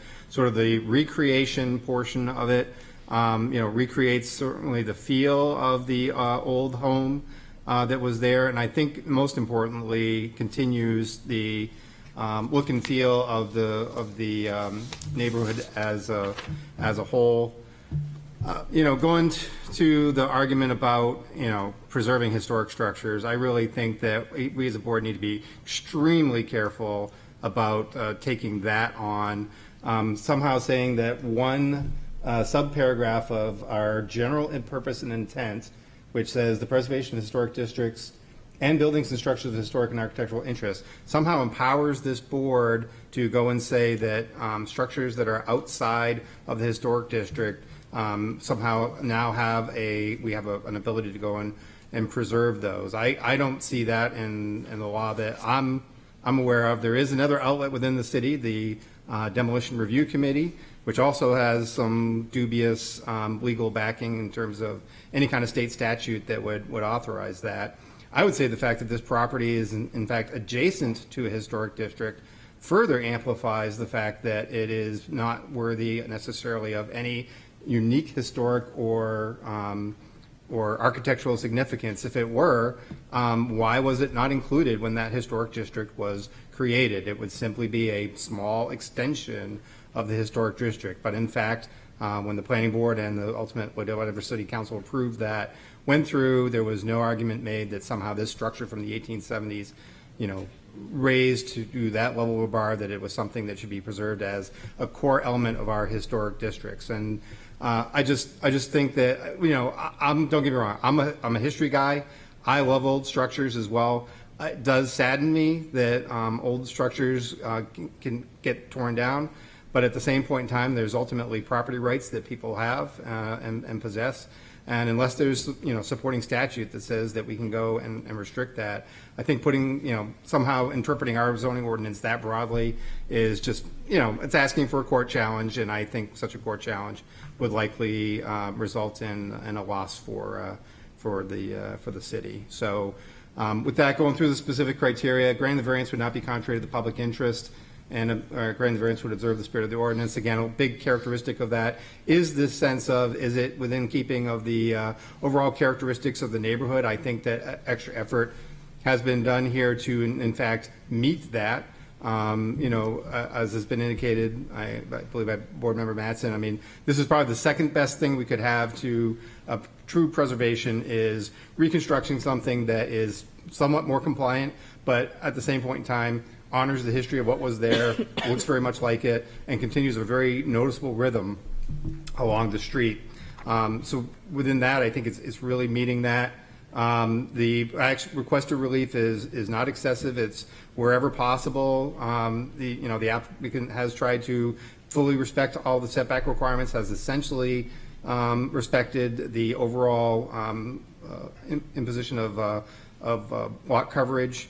In terms of the front setback, I wouldn't want to push this building back further, again, for the same reason, and I think Mr. Mattson pointed out, I think if you actually did a calculation, you could demonstrate that there would perhaps be no relief required, but certainly the positioning of the home is in keeping with the current positioning and in keeping with the overall spirit of this row of houses, as has been indicated to us by both the applicant and other interested parties. Granting the variance would do substantial justice. Again, that's our balancing criteria. I mean, I think overall there's really no public perceived need here that would say having that slightly additional setback from the driveway of the next house over would somehow provide a substantial benefit in this particular case. I am, leery, as Board Member Margison has pointed out, in every case of, if there's some other options, and especially where there's a, some kind of structure nearby where you are going to be casting, loss of light and air, that it is a concern. But I do believe in this case that the benefit of continuing to keep the overall rhythm of the street outweighs any perceived need to more fully enforce the zoning ordinance. Granting the variance will not diminish the value of surrounding properties. Again, there's long indications that no matter what, this property is probably, a victim of demolition by neglect. That sometimes that happens quite by design, intentionally. We've seen that in other properties, like the one on the corner of Boyd Road in Woodbury, where basically it was left to rot until such time as, hey, now I can go and replace it. In this particular case, not every homeowner in the city can afford to maintain their property. And, that's a fact of life. And at some point in time, perhaps there is a need for replacement of it, and in this case, I think this replacement will increase the value of surrounding properties by the virtue of its more modern amenities and the fact that it is a more structurally sound structure. And then lastly, the hardship. Again, I do think that some of the unique conditions here is the existing, where the existing structure is admittedly being demolished, but again has a historic precedence of essentially being shoved to this side of the lot, having the driveway on the opposite side. The rest of what is being proposed in terms of additional structure is fully compliant with the setbacks. Overall, narrow width to the lot, not, at least in terms of relative to the zoning ordinance. And I do believe that the requested use is a legitimate one for replacing a single-family home with another single-family home. So based off of that, I recommend approval. you have anything to add, Mr. Ross? Mr. Yes, Maxim? I would just add that this home, without a variance, this home could be demolished and a new modern contemporary home could be built within the setbacks. So I really do appreciate the amount of effort that has gone into not altering the essential character of the neighborhood with this application. Yes, Mr. Mantle. I will not be supporting this application. While we do have that purview of historic homes, it goes back to the original application for me. When I asked the question, you know, they had structural issues with this house and they still bought it, knowing they could come to us for relief. And they will keep on coming back to us until they get what they want. We had an application in here over a year ago about a demo in a house in a neighborhood close to me that needed no other variances, setbacks, whatever. It was just a demo. And what was presented was very nice and would fit in very nicely with the neighborhood. And nobody asked the roof height question. And they went to the max. And now that house is listed on Zillow for $1.6 million in a street where most of the houses are $400,000 and $500,000, and it stands out like a sore thumb because we don't control that. But it looks nice in the presentation. So, frankly, I will not support this because I don't believe what they're telling me. Thank you. I am going to support this because since we decided Fisher versus Dover doesn't apply, I'm seeing this for the first time. And I agree with just about everything Mr. Rayum said. I think that while the house is old, I don't think it's significant. Particularly, I think its significance lies in the rhythm on that street, which is the reason for some of the variances that are needed tonight. And they are minor variances as far as I'm concerned. And I think this will be a good, there will not be a gap in the smile on this street. I think it is a good addition to the neighborhood. And I know I didn't mean to, were you going to say something, Mr. Ross? Oh, yeah, that's okay, I can wait. Okay. No, I'm done. I'm patient. Sometimes. Okay, so I wanted to make a few comments before I vote on this, whatever, before I vote on the motion. One is that I still have a problem with the hardship standard. I think that when you're knocking a structure down and starting with a green field, the burden for proving hardship on all of these things is not comparison to the structure that currently exists, because the foundation of that structure no longer has any relevance. And I don't see anything in the stated hardship and unique characteristics of this lot, which, by the way, I don't agree are all that unique. It is really not a smaller lot than the other lots that are on that side of Cabot Street, nor is it the only lot that's adjacent to the CD4 district. So I don't see how those aspects of the lot are way in favor of hardship for this particular application. I'd also like to make a couple of other comments. One is that with regard to whether or not we have a basis for considering the preservation of structures of historic or architectural interest, that's a very broadly interpretable statement within the zoning ordinance. Who determines what is of historic or architectural interest? I guess you could make the argument that we can make that determination, and the reason that you have a zoning board and you don't just read the zoning ordinance and go from there is because we have local knowledge and we know what we think this town should look like. I don't think it's a good idea for the board to speculate on whether or not we have a solid legal foundation for indulging in such determinations, and particularly do not think it's a good idea to lay out a course of legal challenge should we decide in the future to make that kind of determination. In my mind, there's a big difference between a historic structure and something that is rebuilt to look like a historic structure. One is a historic structure, the other is Disneyland. And I think that is completely different, and we may want to make that consideration in the future on other applications. So that's all I have to say. I will vote when the time comes. Is there any further discussion? Okay, then, a yes vote is a vote to go ahead with the project. Ms. Record? Yes.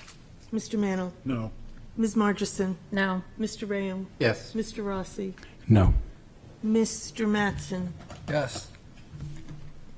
You are approved. You didn't vote? Did you vote? Oh, yes, sorry, I forgot to vote. Sorry. You're almost approved. I'm sorry. You are approved. Peremptorily. I thought I spoke my mind. All right.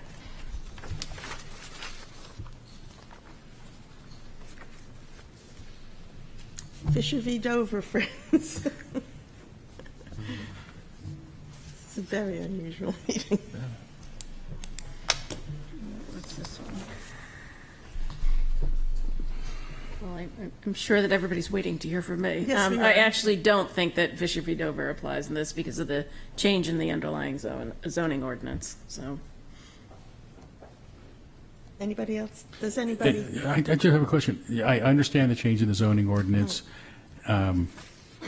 Did anything actually change in the application? It's the same setback from the roof, and it's the same structure and all of that, right? But because the zoning ordinance changed, The standard they is- don't need a roof setback anymore. There are some Okay, slight so there's changes. nothing changed about the It's project? just the height now. It's just the height because of the change in the zoning There are ordinance? some slight changes to the project as well. They don't need the setback variance any longer. I believe the design has changed as well. They did need them on the perimeter, and it doesn't any longer. Okay, That Thank is you. I think is significant, Yeah, so it moved in from the perimeter. right. Since then, Right. zoning's changed. Mr. Rayam? Thank you, Madam Chair. I also agree. I don't think Fisher v. Dover applies here. I was not part of the board when the last decision was made. I was part of the board when the sort of the first penthouse came before the board. And then for this last one, I did go back and watch, well, I wouldn't say I watched all of it. It was a very long discussion, but I watched a good portion of it. I do think in particular that the final motion that was made in particular did reference the specific nature of the degree of difference with the requirements of the zoning ordinance. It wasn't a disagreeable with the idea of a penthouse in and of itself being on the structure. It was more the degree to which the relief was required that was quite specific in the motion. So I think in that sense, with the change in the requirements of the zoning ordinance, that does make Fisher v. Dover, since that was the board's concern, now we need to rehear it in light of the new information. Okay. So not hearing that anybody would like to invoke Fisher v. Dover, I'm going to go ahead and open the public hearing. Okay. Item C, the request of Novo Cure, Inc., owner for property located at 64 Vaughn Street, whereas relief is needed to construct a penthouse which requires variances from sections 10.5A43.30 and 10.5A21.b to allow a maximum height of 47 feet where 42 is allowed. Said property is located on Assessor Map 126, Lot 1, and lies within the Character District 5 and North End Incentive Overlay District. Good evening, Madam Hello. Chair, members of the board. I'm Attorney John Boson. I represent Novacure, which is a global oncology company that has purchased 64 Vaughn Street. It's being renovated for its executive offices and a training and development center. My client expects between 200 and 250 employees to occupy this facility. With me tonight from Novacure is Dean Smith. We also are accompanied by architect Mark Mola from JSA. As you may recall, we did appear before this board on May 17th, 2022, and we were denied a height variance for 11.6 feet for a rooftop variance. But since then, several things have occurred. First, the building has approvals for a rooftop structure to house the building appurtenances of 14 feet in height above the flat roof. Adjacent to the structure is an approved outdoor open-air terrace of approximately 2,158 square feet. And Jillian, that's in diagram BOA 4A, if we could bring that up. Excuse me, Madam Chair. Could you just get a little closer to the microphone? I'm having Yes. a hard time hearing you. Thank you. Well, my wife says I talk too softly anyway. Go for it. Just shout at us. Shout at her, I'll get in trouble. So we wanted to point out BOA 4A basically shows the existing approved status of the roof. The ask tonight is for approval to cover the majority of the space with a glass penthouse as shown on BOA 4B. The second big change that has occurred, as this board just mentioned, is that the definition of a penthouse contained in Chapter 10, Article 15, Section 10.1530 has changed. Specifically, 10.1530B2 it states that a penthouse is now treated like a sloped roof where height is measured between the floor and the midpoint to the top of the roof. As a result, only 5 feet of height relief is now required. I do want to point out in my narrative, I mentioned that there was 7 feet that was required. The correct number is 5. I realized that when I read the staff memo. That alerted me to the fact that 42 feet is the actual actually what's permitted for a penthouse, not 40, but it's 2 feet above that, and that comes under Section 10.5A, 21B, where a penthouse may exceed the building height by 2 feet. So resulting in the 5 feet of relief being requested. Lastly, there are material differences than what was requested in 2022 versus what we have tonight. Aside from the ordinance change, the penthouse does have reduced setbacks, it has a reduced footprint, and there's a modified design on the roof. The proposed penthouse is now practically also invisible to abutters at 25 Maplewood Avenue, which has led to an overwhelming amount of support from both of our neighbors and the abutters, and I think you'll see those letters in your packet, and many of those folks may be here tonight as well. The project has also received positive feedback from an HDC work session held on June 14th. So this is a materially different project. It's a materially different ask than what you had last year. And we also do believe that this project is very important for Novacure, who intends to not only use the building for its employees, but to host a variety of professionals and scientists from all over the world for training and for conferences. There will be no permanent offices in the penthouse either. It's going to be used to provide employees and guests access to outdoor space where no green space is available at 64 Vaughn Street. Also, the approved open-air terrace on top of the building is a logical place to locate this convening space, which will add 2,158 square feet of functional space as shown on the plans. The proposed structure will also shield the rooftop mechanical units. So for a whole host of reasons, the project is very important to my client. I also want to point out that even with the additional height, the building will be shorter than many of the neighboring buildings, so we see this as a reasonable request. Before I go through the variance criteria, I would like to invite Mark Moeller from JSA up to the podium, walk you through the plans, and Mark and I can answer any questions you may have. Thank you. Thank you, John. Again, my name is Mark Moeller from JSA Design. And if I could ask for you to back up a few slides just to maybe number 2, one more, please. Just start here. And again, this was just more for reference of our current design. As you can see, the 2 elements that are highlighted in the light green color are the overbuild roof appurtenances. The larger one includes an elevator and one central egress stair. We brought the elevator up to service the roof deck that's being proposed in the center, and that was just to ensure that all employees of Novacure would have an accessible means to enjoy the roof deck. We could have just brought a stair up there and not had to go so high, but that didn't feel the right thing to do. So we brought an elevator in there, and that really set the height, the maximum height of what we're seeking to meet tonight. And then the small green element on the right side of the roof plan is just a second means of egress from that roof terrace. The next slide, please. So number 3 represents essentially what we're here tonight seeking relief for, and it's the area in blue. So essentially we're covering what was going to just be an open deck. We're going to cover that and close that with a glazed structure. Next slide, please. So these were the two views you just saw. Slides 4A and 4B show the current condition. You see the two roof appurtenances with the open deck in the center, and then the next slide, it will show that essentially the same condition with that green, essentially a greenhouse type structure, conservatory type structure in the center.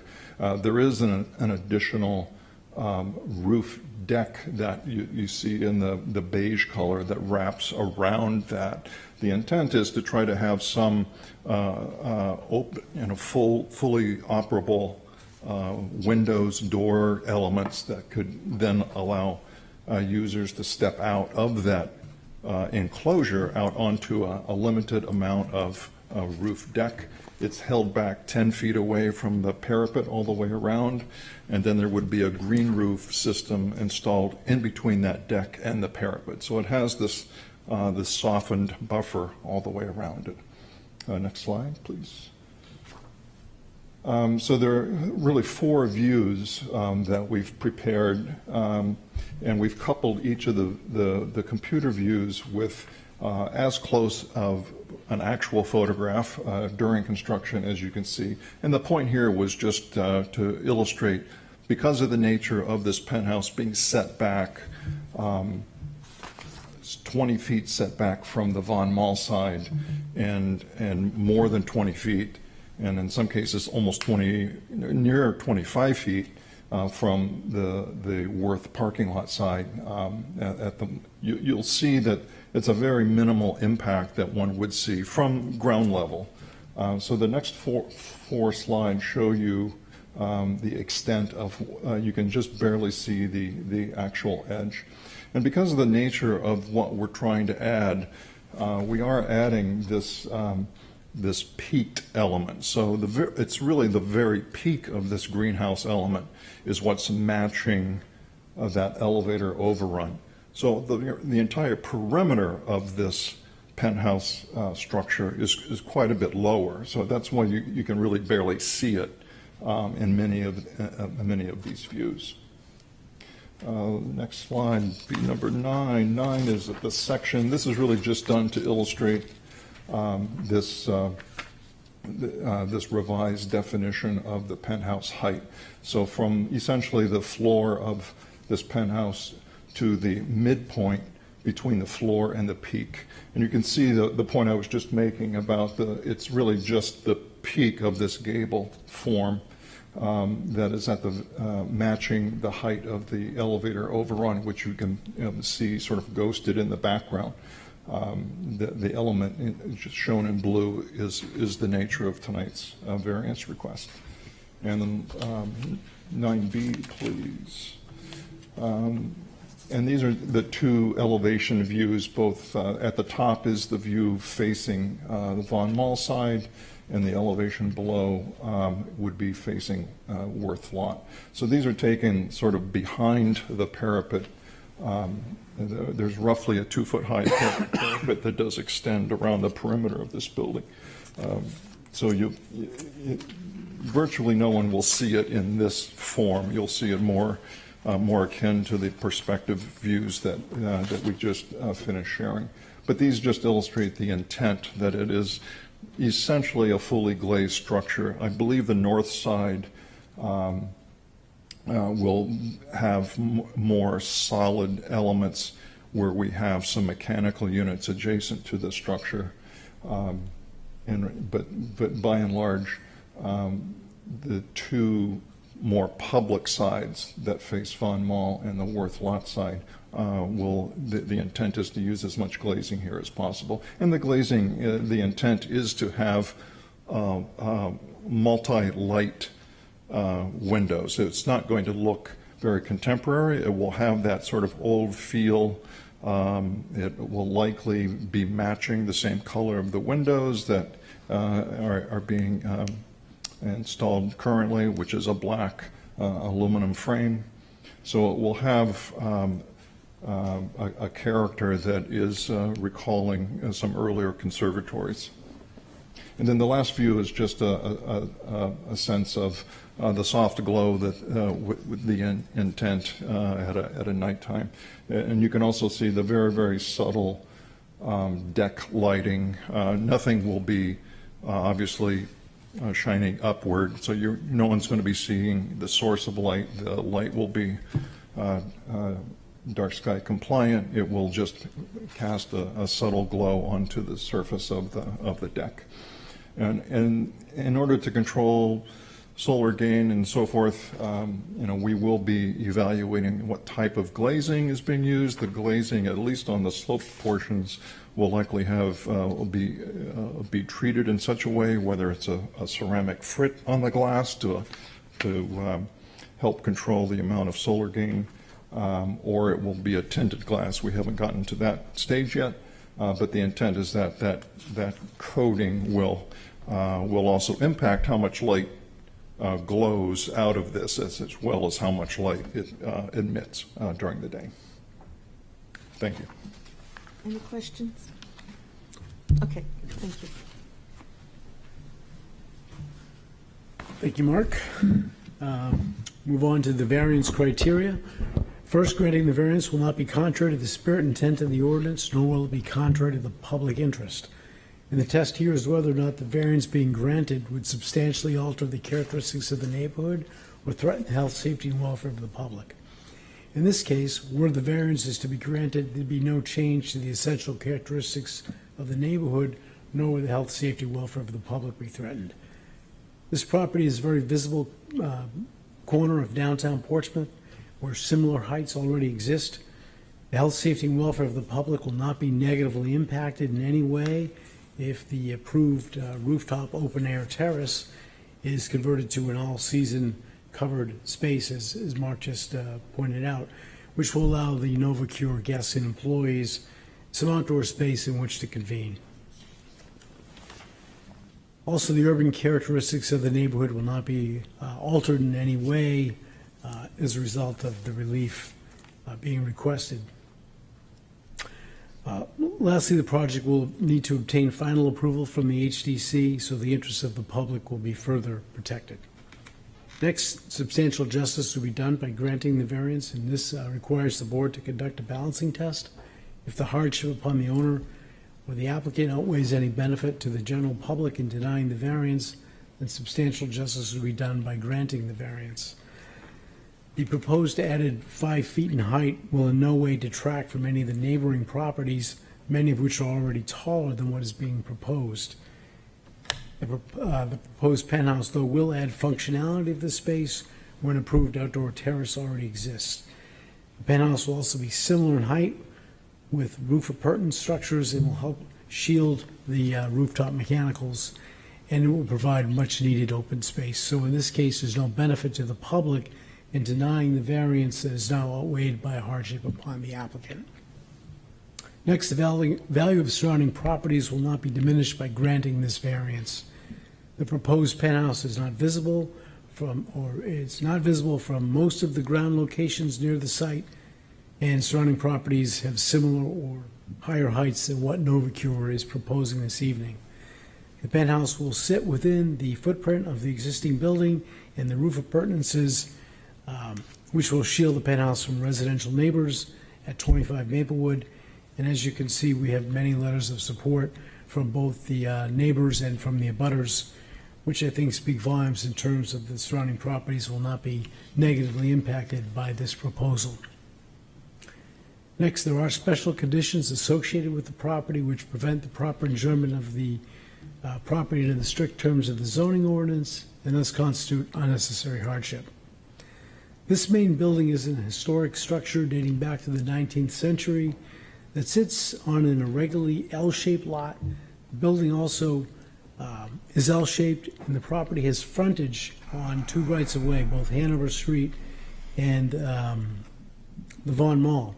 It also borders the Worth lot, which doesn't meet the definition of a street under the ordinance, but has many of the same characteristics like regular vehicular circulatory traffic throughout the site. There's also no open space on site for Novacure employees or guests to congregate or eat lunch. And the building use is 100% office space, has no ground floor retail or other uses, which is unusual in this zone, so we do believe hardship is certainly present. The use is also reasonable use, as proposed use is accessory to the office use, which is permitted in this zone. And lastly, there's no fair and substantial relationship between the purpose of the ordinance as it's applied to this particular property. The additional height requested is necessary to create functional space that adds to the environment. Additional height will not in any manner dominate or be out of scale with neighboring properties, so there's no fair and substantial relationship between the purpose of the height requirement and its application to this property. So for all these reasons, we do believe we meet the criteria necessary for a variance, and we do respectfully ask for your approval this evening. Thank you. Thank you. Anything else? Yes, Ms. Murchison. So I have a question as to hardship, Attorney Boson. The hardship is that there's no outdoor space for employees to eat, congregate, and whatnot. But isn't it correct that they could do so? In fact, you had an approved rooftop deck without this penthouse? Well, the hardship is more than that, though. I mean, we also have an irregularly shaped lot. We have a lot that sits on, has frontage on two rights of way, and potentially a third when you factor in the Worth parking lot. So I think you have to factor in all of those things that add to the hardship in this case. But specifically to your question, yes, they would have the right to go up there, but we're in New England, as we've seen. We have a lot of rain, we have a lot of cold, we have a lot of wind, and this rooftop appurtenance is, this filling in of that area between the two appurtenances is going to allow the Novacure guests and employees to be able to use that on a more regular basis. And that couldn't be done with adhering, I mean, the structure that you're putting on top is 14 feet? It's 14 height? feet, yes. And because of the way that Mr. Mattson explained to us how height is mentioned, the variance request is for the uppermost portion of it, because that's the part that is the 5 feet, that is... Yep. Okay. That's correct. All right, thank you. Any other questions? Okay, thank you. Thank you. Is there anyone here to speak in favor of this petition?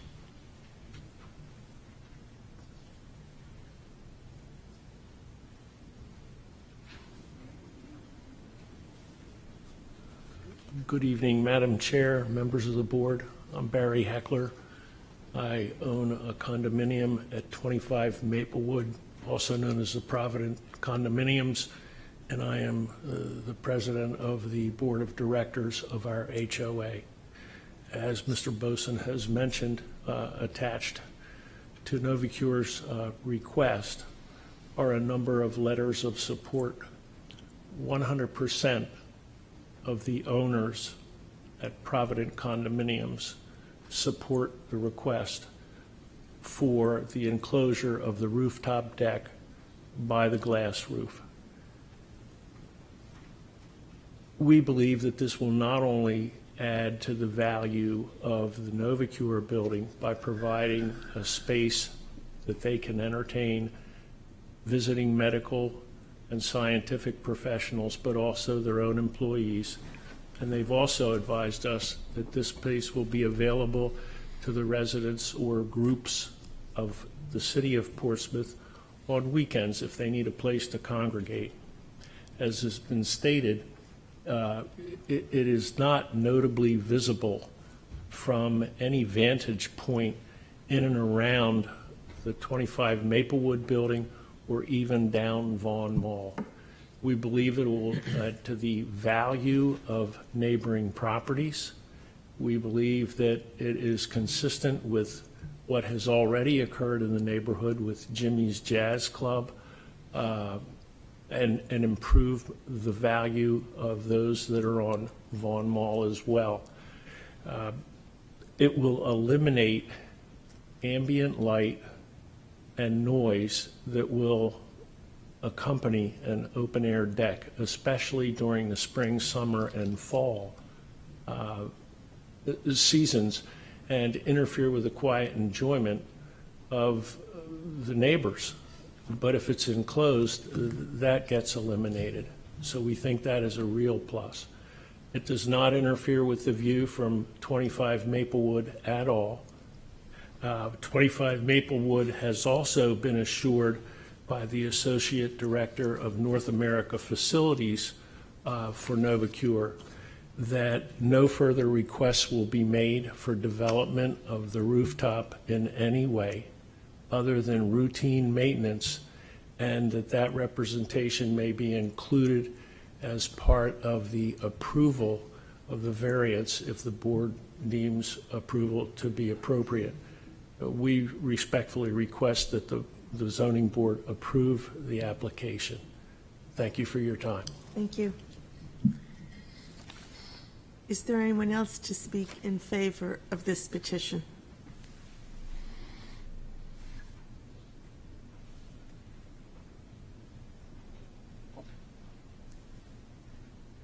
Good evening, Madam Chair and members of the board. Thank you for your service to our community, first of all. My name is John Ducey, for the record. I'm a lawyer in Massachusetts. I also am the owner of property located at 172 Hanover Street, which is the La Coretta building. That's probably, you know that.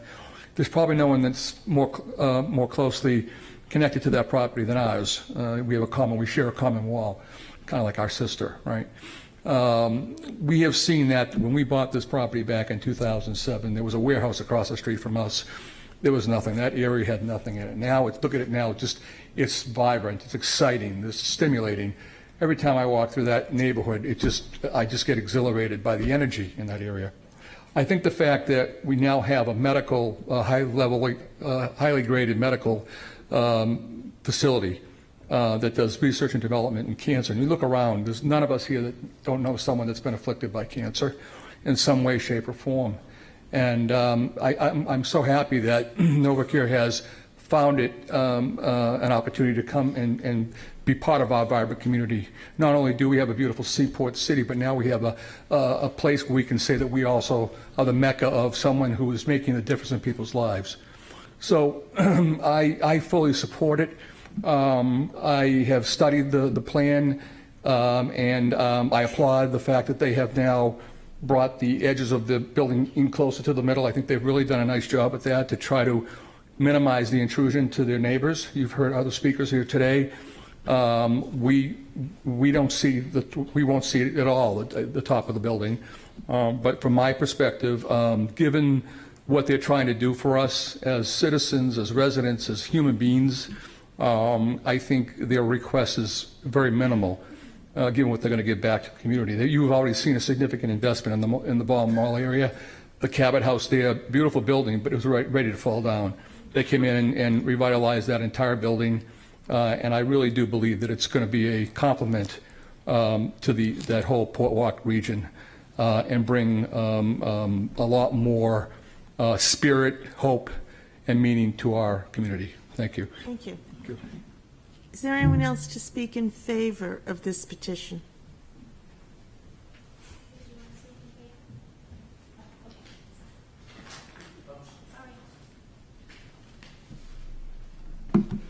Hi, good evening. My name is Allison Griffin, and I am also an abutter at 25 Maplewood.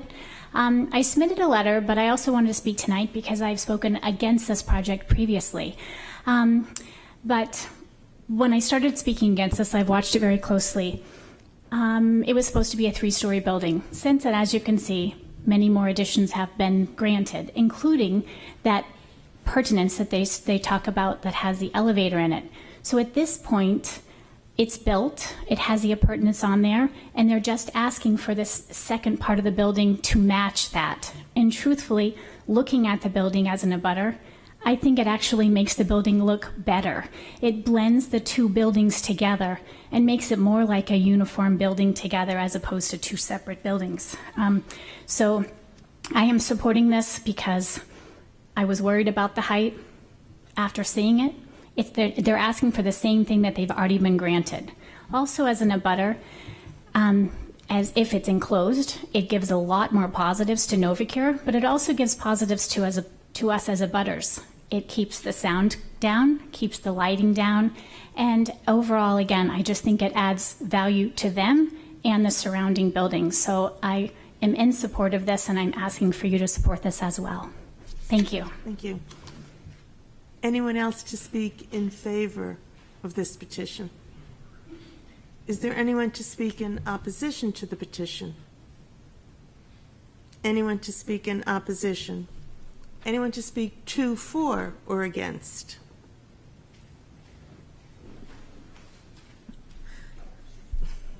You've been waiting. Come on up. I just wanted to say that I think an interesting solution would be a rooftop garden instead of an all-glass space. You would provide the same social aspect for employees. You'd get some fresh air, defray the urban heat sink, and add habitat for pollinators, birds and bees. And also they could set an example for other rooftop buildings. Excuse building me. rooftops. Can you tell us who you are, please? Catherine Eric Hillian. Okay. Resident. Thank you. Anyone else to speak to, for, or against?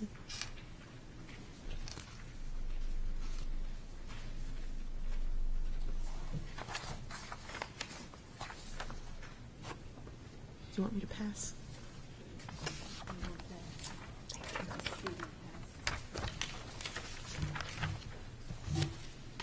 Thank you.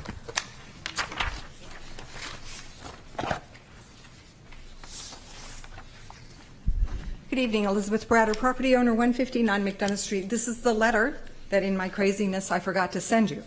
So I'm going to just give you a synopsis of the letter, and then I'm going to speak a second time because I believe I'm allowed to do that. Elizabeth Bratter, property owner, I already told you that. So it is stated that the structure is a mansard roof, and it is clear based on the approved plans and on the current pictures, which I have on the back, that it's a flat roof, not a mansard roof, and you can see that right here. And if you look at the revision of the ordinances 101530 in regards to penthouses, they are counted from the floor to the roof surface, the highest point of the roof surface, if they are a flat roof or a flat-topped mansard roof. In this case, it's the floor, and if you read number 2 on that, the floor in the case of a penthouse to the highest point of the roof. In other words, both state that penthouses are measured from the floor to the highest point of the roof for both a flat roof and a flat-topped mansard roof, which is called the roof ridge. It even continues to go on to explain to you on page 311 of the ordinances that the height of the penthouse shall not exceed 10 feet above the story below the flat roof. So in other words, this penthouse is being shown as a 14-foot penthouse. It's not, you don't count half of it. This is a flat roof. You count the whole thing from the floor to the ridge line. It's 14 feet. That means the height increase is 54 feet than the allowed 40 feet. The design of this penthouse is not in keeping with a mansard roof, although that's what they claim in their thing. A mansard roof would completely obscure the entire penthouse from all directions, as you can see from the other roofs that they had, if you go back to that picture you had a minute ago, and therefore it has different rules. So when these zoning ordinances were created, they were created for a flat roof having one rule and the mansard roof has another rule. And the reason why is because if it had those sides, like one Congress Street has for their penthouse, or in this case, if you look at a mansard roof, you cannot see what's there. So you still have the same setbacks, but the sides of the building cover it up. It seems that a lot of the comparisons they made are between apples and oranges. There is a big difference between adding coverings around mechanicals and adding a penthouse, which is much higher than allowed, and not following the roof design presented for their said request. Were the glass penthouse approved, there are very specific stipulations that should be put on it. Please do not approve this penthouse as presented. It does not meet the requirements of the revision of the ordinances. Why do we revise ordinances to allow for more opportunities for developers and then have them ask for variances on top of that? The heights presented are above the very recent changes to 10, 15, 30, which generously went from 2 feet to the current definitions. Thank you. Thank you.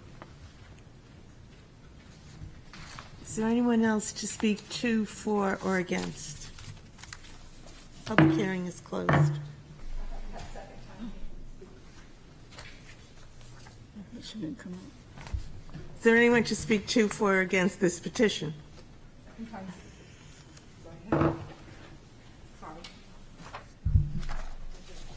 You could have used this as you. I'm only allowed so many minutes, so that's why I was trying to follow the rules.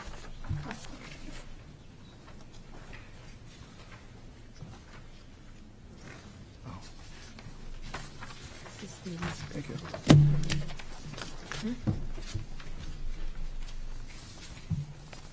Elizabeth Bratter, property owner, 159 McDonough Street. After reviewing this application and having taken part in many other meetings regarding this, it is hard to believe they have been able to convince their direct abutters that this proposed glass penthouse will have little or no impact on them. Please do not approve this penthouse based on the following statutory tests. Number 1, the public will not gain anything from this penthouse. There is nothing in writing, there are no easements to say that this penthouse will be available for the public. The neighbors might be surprised as to how a fully lit 2,400 square foot structure at night shines in their windows, and how loud it is to have 66 people in a glass structure, which could easily echo that sound outside the building, especially if the windows are allowed to be opened. The new ordinance, number 2, the new ordinance criteria was to ensure the development of more living space by including reasonable setbacks and heights for penthouses in particular. This proposal is already outside the height requirement and appears to be trying to use mansard roof standards instead of flat roof standards. This proposal is also proposing occupiable space, which falls into a different legal category than habitable space. Therefore, this penthouse should not be allowed because it does not meet the spirit of the ordinance. Occupiable space is retail space, restaurants, and places where people just sit around. Habitable space is places where people live. It's very clear legally. Number 3, most training and seminars involve the use of screens, phones, and do not do well poorly with any light at all, much less light that surrounds them on all sides. In their application, they specifically state they want to be able to provide places for 300 plus guests. That's the reason for needing this. On average, 3,700 square feet are needed to seat 300 people.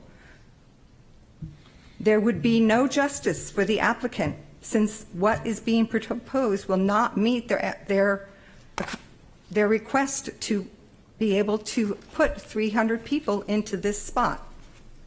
The approved outdoor seating already exists, and that allows access for their guests and their employees. But they specifically state the reason for needing this is to be able to have outside people 300 or more.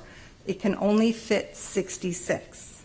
Number 4, granting the variance could diminish the value of surrounding properties. Jimmy Jazz's Blues Club is a soundproof building with fantastic acoustics. This glass structure could be a sound-spreading disaster. That all depends on the thickness and the type of glass that is used. It can either be amplified or it could be contained. If no stipulations are added regarding light, sound, and use, the surrounded properties could be negatively impacted for years. Number 5, most companies have training and many have seminars, guest speakers, and visiting guests to their facility. Portsmouth has many conference centers which are available within walking distance of this location. A room for the purposes of entertaining 300 people or more could have been put into the original building either exclusively or by including movable walls. It was stated they needed enough room for 300 plus people. Under most circumstances, they will have to use another location for these meetings because more than 66 people won't fit. The other reason for needing this space is to allow outdoor access for their employees and their guests, which is available on their rooftop top, as well as all over downtown. There is no hardship. Thank you very much. Thank you. Is there anyone else to speak to, for, or against? Public hearing is closed. Can we take a break? You want to do it before we discuss? I would like to. I It don't was know a how the others request feel. for a break. I was using David's. Okay. We are going to take a 10-minute break. Thank you for your patience. Thank you.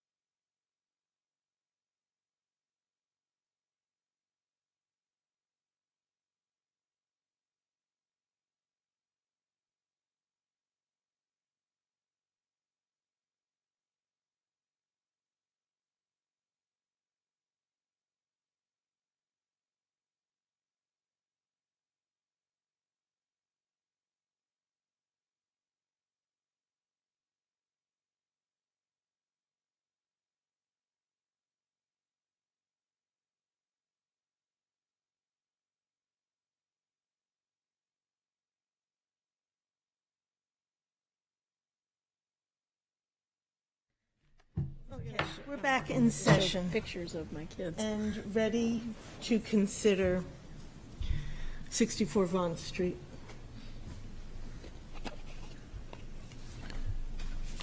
Can I ask a point of clarification? Please do. What is the actual height?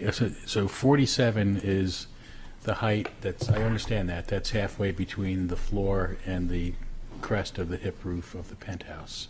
I got that. So is it, and what's allowed is 42. So that's so we're really being asked to grant 5 feet of, where does the 42 come from instead of 40? 42 comes from the character district requirements, Okay. CD 4L1.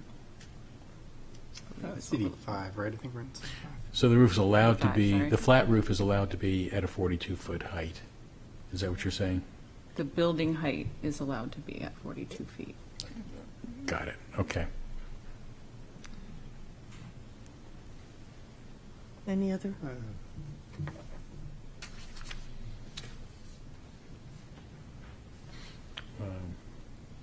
I mean, I think it's 42 feet for the penthouse. Yeah. Yes. It's incredibly complicated.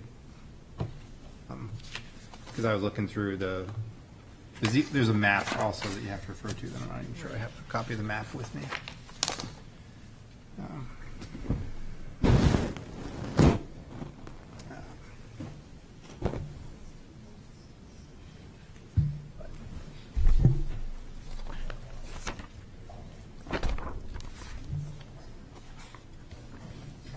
Oh, thank you.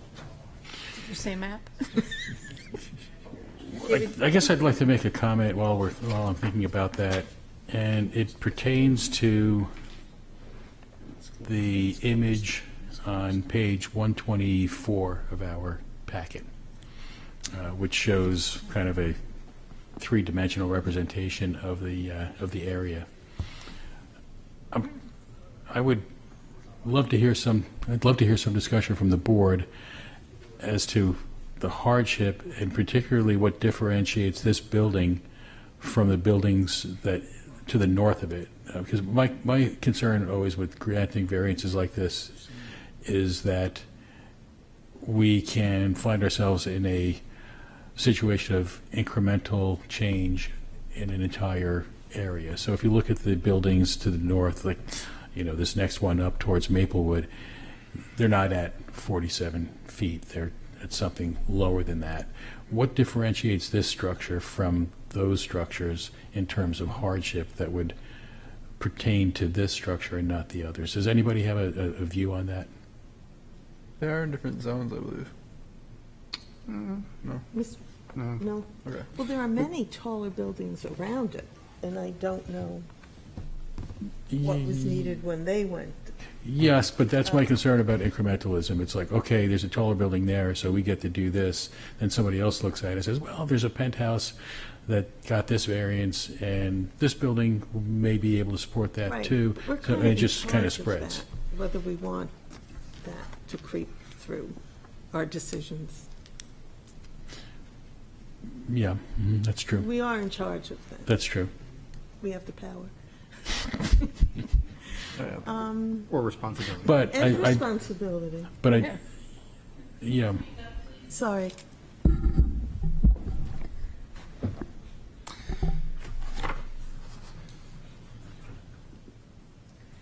All right. So it's really just a question of hardship, period, for this property, not thinking about the incrementalism potential. I suggested that, but that Yeah, clearly no, I is think a it makes decision sense. that you have to. Yeah. Yeah, I wouldn't say that we cannot ever consider it, but I think there is something to be said for the slippery slope fallacy.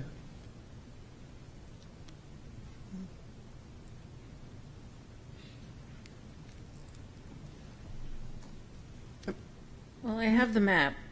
Is this the map So I that don't you know were if- requesting? No, I don't believe No, so. okay. So if you go on 5A-16 of our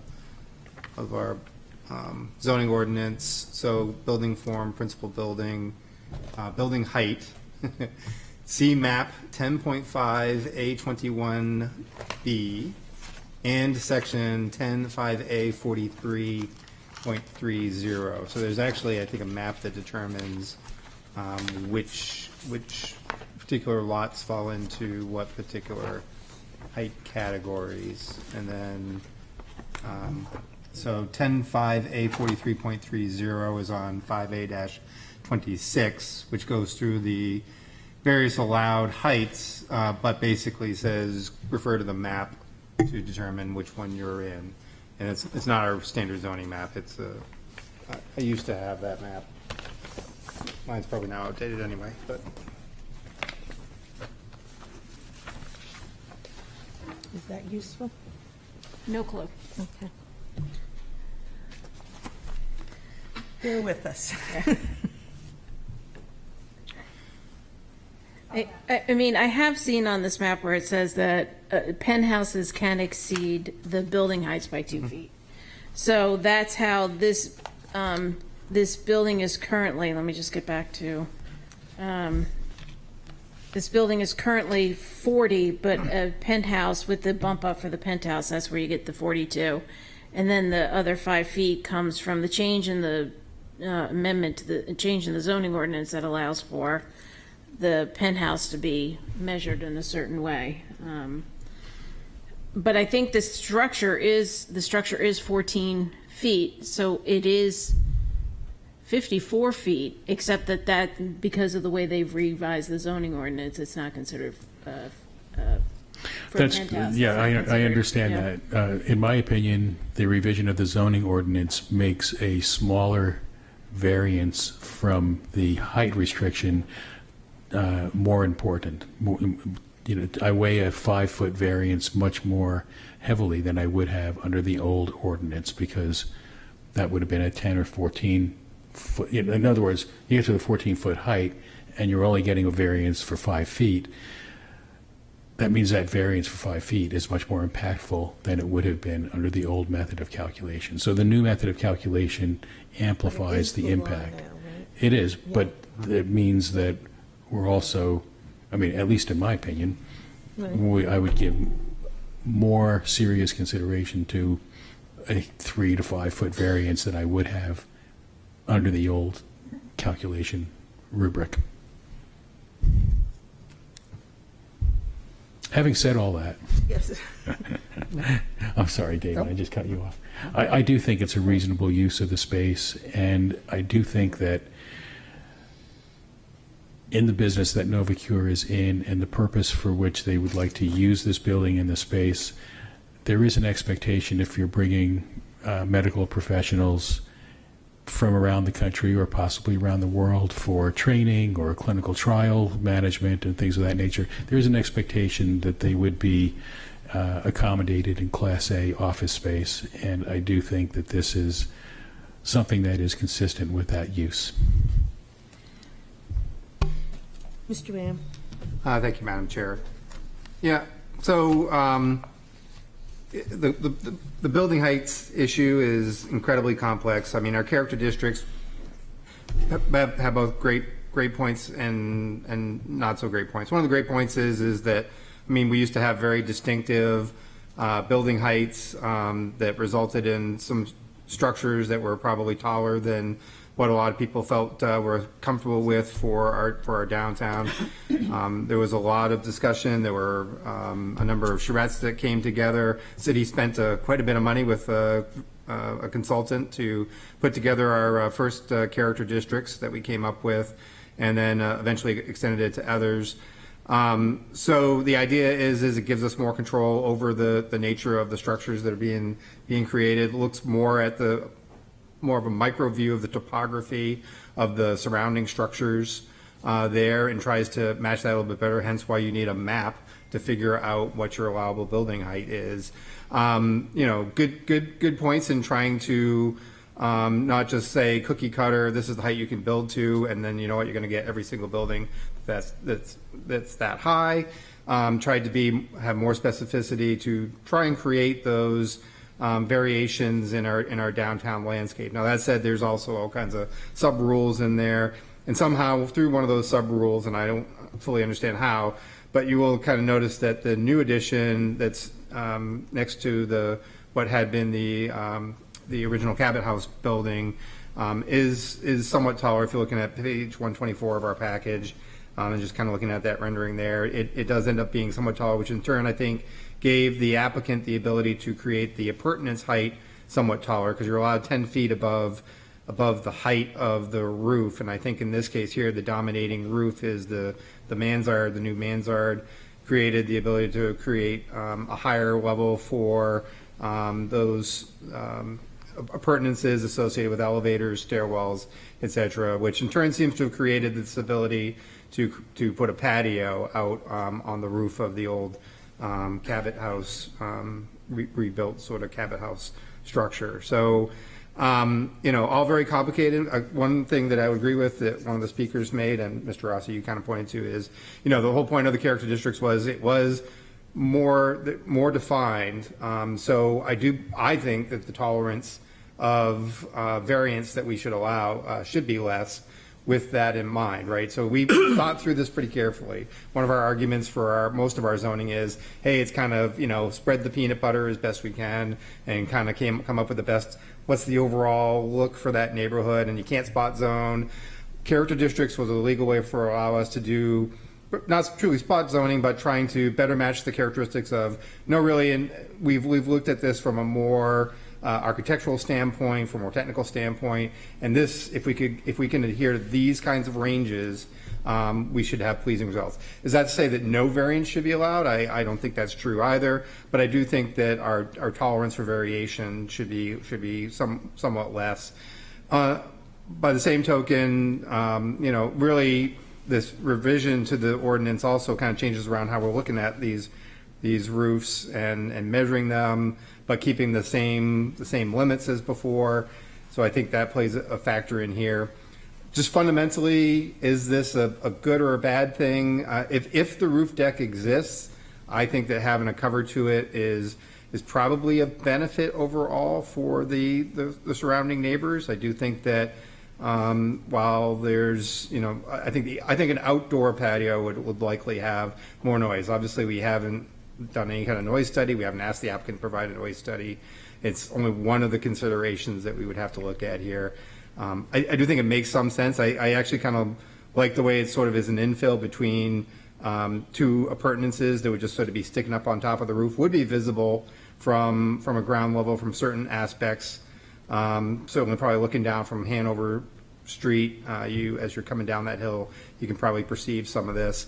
Other viewpoints, I do think that some of the hardships, if you are trying to find some hardships here, I would say the fact that the La Carreta building in the front really sort of creates like a distance on that side from a streetscape. On the backside to the to the parking lot, I do think that there's some level of visibility there, but probably not a high level of visibility. And then you have the Vaughn Court, which I think is set back from the most and is sort of behind an appurtenance that would be the first thing that you would see anyway, and you would see regardless of whether this structure was here. I also think the fact that it's a glass structure is somewhat helpful from that aspect, in the sense that it kind of gives almost a sense of being a clerestory, which is like, in an old time building would have been the way of letting light into the middle of the building, particularly for like industrial buildings where they would add that on, because in an age before bright lighting that would be available to perform an industrial process, that was your way of getting light into a building. So this is just, I think, some of the things the board needs to be thinking about in putting this together. My first reaction to this was, what part of no don't you understand? Clearly this board said no when it was first proposed. We were sort of given that Faustian bargain of, hey, if you give us some extra height for a penthouse, we'll give you a little park, right? So you give up your values for this height and we'll give you this little park. The board said no, the park was not worth it. It wasn't worth giving up on the additional height. Then the second time, another application came again for a structure somewhat similar to what's being discussed now, a little bit larger, a little bit more,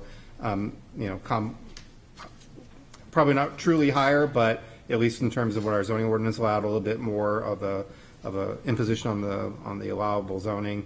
And the board said no. Essentially, we're back here again, and why are we being asked for the same thing again? In fairness to the applicant, I don't think that's the emotional response that I have. The intellectual response I'm trying to have is to really look at the criteria that we have to go by. Can it fit into them? And I'm not clear cut either way on it, and would appreciate more discussion. But I think as a framework, that could be some good things for us to take a look at.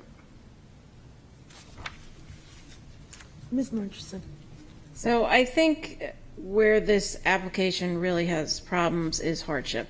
I do not see, I mean, I know penthouses are allowed in the zoning ordinance, but I don't see where, without this penthouse, the variance needed for this penthouse, that there is hardship for the property. Attorney Boson is an excellent attorney, but I don't find his arguments in terms of the hardship needed to get this variance very persuasive. I realize there's a lot of discussion around this building throughout the city, and I have to say I've not followed it, even though my family at one point did own this building. But this has now been in front of us for like the third time. The zoning has changed. I recognize that. However, it seems like after we denied the last variance, it seems that a rooftop deck was sort of created, and the elevator, was put on. And now it seems like what they were denied for, they're getting now step by step, which is the penthouse. That's my impression. Also, in terms of their need for conference spaces, they have a building, the entire building there, and they have an addition to a building. In terms of like the need for, having employees congregate and whatnot, again, I think there's a lot of things that are nice to have, but I don't think necessarily rise to the level of a hardship to deviate from the zoning ordinance. So I will not be supporting the application. I just do not feel like that they have met the hardship criteria. And I was not on the board for the first application that Mr. Rayam has just mentioned in his remarks. But I guess a certain part of me is like, we have said no twice. But mostly for this application, I do not see hardship. Mr. Rossi. I'll share. I'm sorry, Mr. Batson. So just to share my thoughts, I guess first I'll discuss hardship for a second. To me, the most obvious thing about this property is it's almost like it's its own small standalone block surrounded by streets on four sides. So I have, and La Coretta is the sister building here, and there's no concern. And in fact, it was supported by the owner. And so I have less concerns about height affecting light, air, and privacy of the neighbors because it has it has asphalt or non-buildable area all around it. And then for me, a big thing that this project has going for it is the fact that, in regards to character district and form-based zoning, this penthouse is inset, so functionally from the ground level and the effective viewing angle, there's minimal sight lines to this. So it's much different than if this were a 47-foot building all the way around, built out to the edge. That would have a much taller perception than this setback nature of this glass structure. And then I guess furthermore that I think initially I was surprised that all the neighbors were in support of this, but I guess it does make sense that if it's already going to be a rooftop deck, enclosing it would have the positive benefits of containing the noise and the light somewhat. So I guess those are my thoughts at this point. Would someone like to make a motion as our discussion continues? No, not yet? Okay, Mr. Ram, go ahead. I did, if I may, Madam Yes, Chair. I saw your hand Just up. to address one thing that Ms. Margison brought up. Just to make it clear, that first, in each of these iterations that the applicant has come before us, and in reality, it's two separate applicants over the course of time, but basically whomever the property owner was for this. I mean, the original proposal was essentially a fourth story. It was set back some dimension away from the wallscape, but it was a much larger, more imposing request.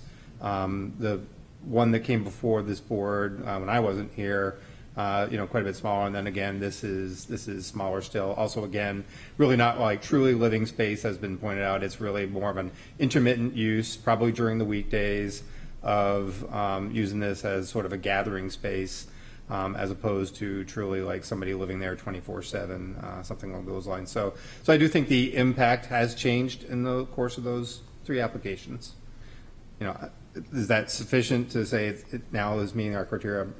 I'm not convinced of that yet either, but just a point. Anybody?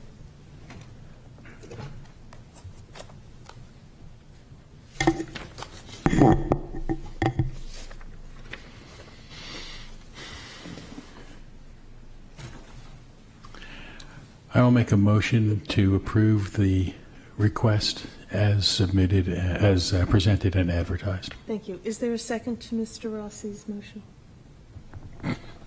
I'll second. Thank you. Okay, now we'll find out one way or the other. Continue.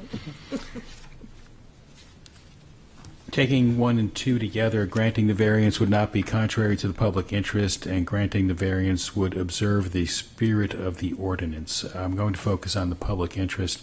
There is no vested interest in the public to deny the variance because it really does not impact the safety, health, or welfare of the general public. So I believe that criterion is satisfied. Granting the variance would do substantial justice. There is no loss to the public because the structure is mostly not visible in the surrounding streetscape.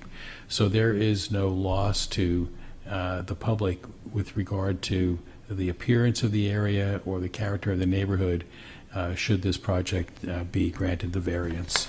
And that would outweigh the loss to the applicant should the variance not be granted. Granting the variance would not diminish the value of surrounding properties.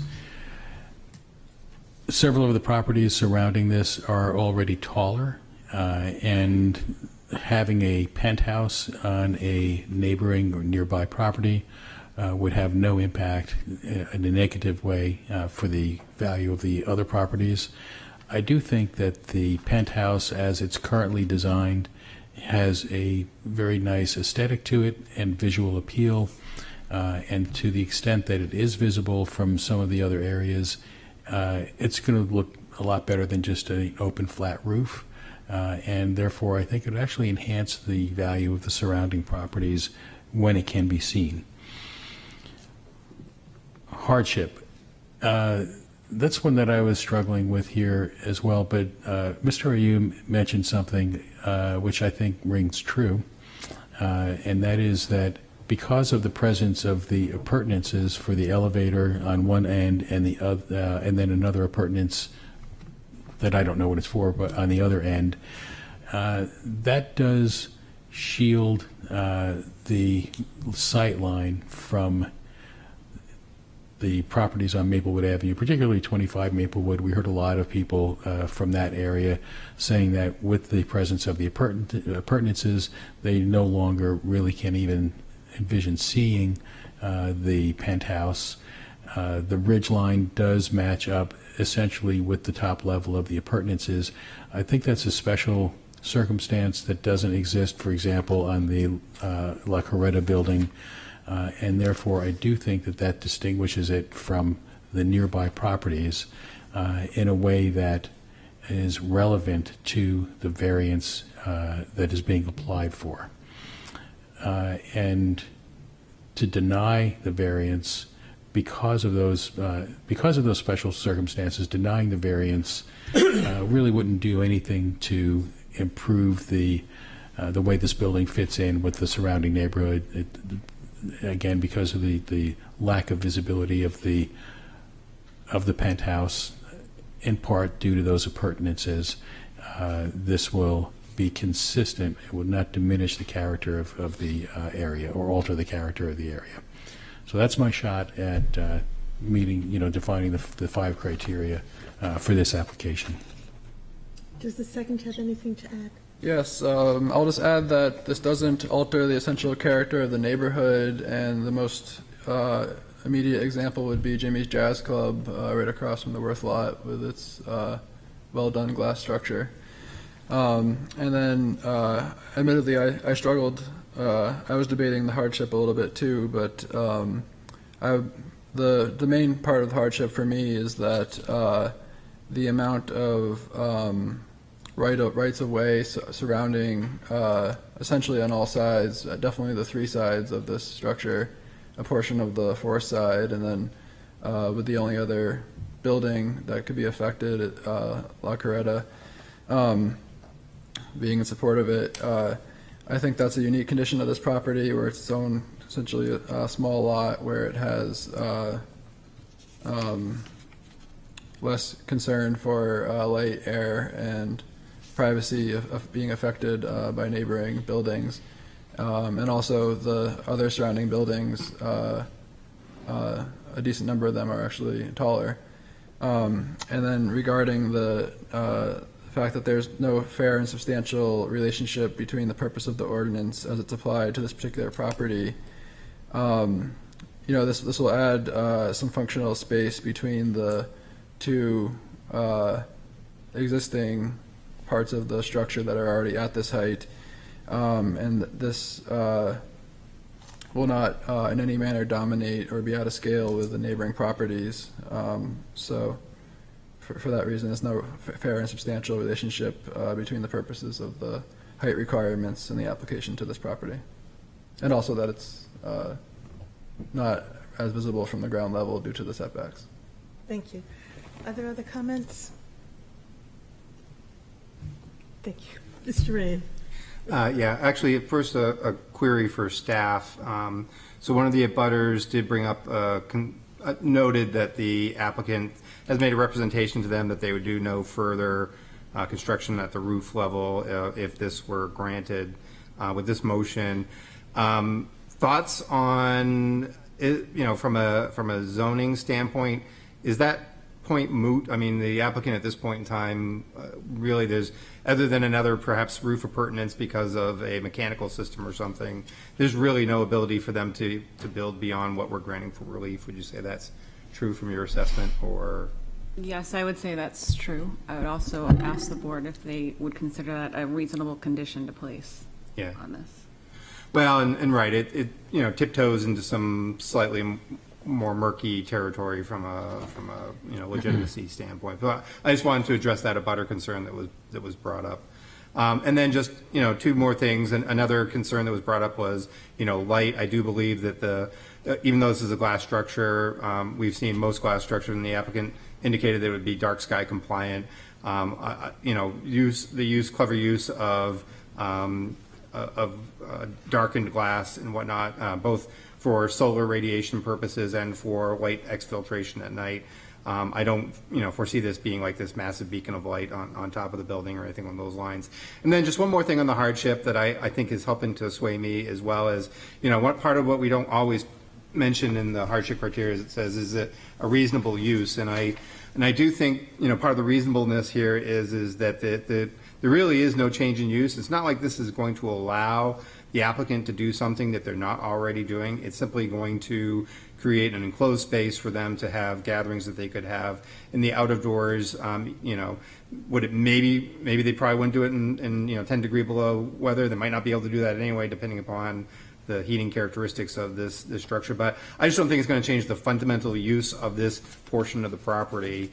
It stays the same. It just simply provides a covering for it. So that's my thoughts. Thanks. I'm just going to say that I'm going to support the application for many of the reasons that were stated, and also because I guess I consider the 5 feet request a rather minor request in the whole mass of this building. And considering that it's going to be on a glass building, it doesn't add to the largeness, to the impact of the building. And it may help with the noise if that roof were going to be as social as is expected for this corporation. So, are there any other comments? Concerns? Okay, then, a vote is to allow. Ms. Record? Yes. Mr. Mano? No. Ms. Margerson? No. Mr. Rayum? Yes. Mr. Rossi? Yes. Mr. Mattson? Yes. And the chair votes yes.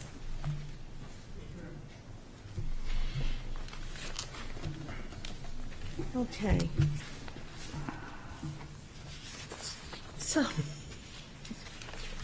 Moving right along. our next item of business is Fisher v. Dover. This has been a recording. For 9 Kent Street.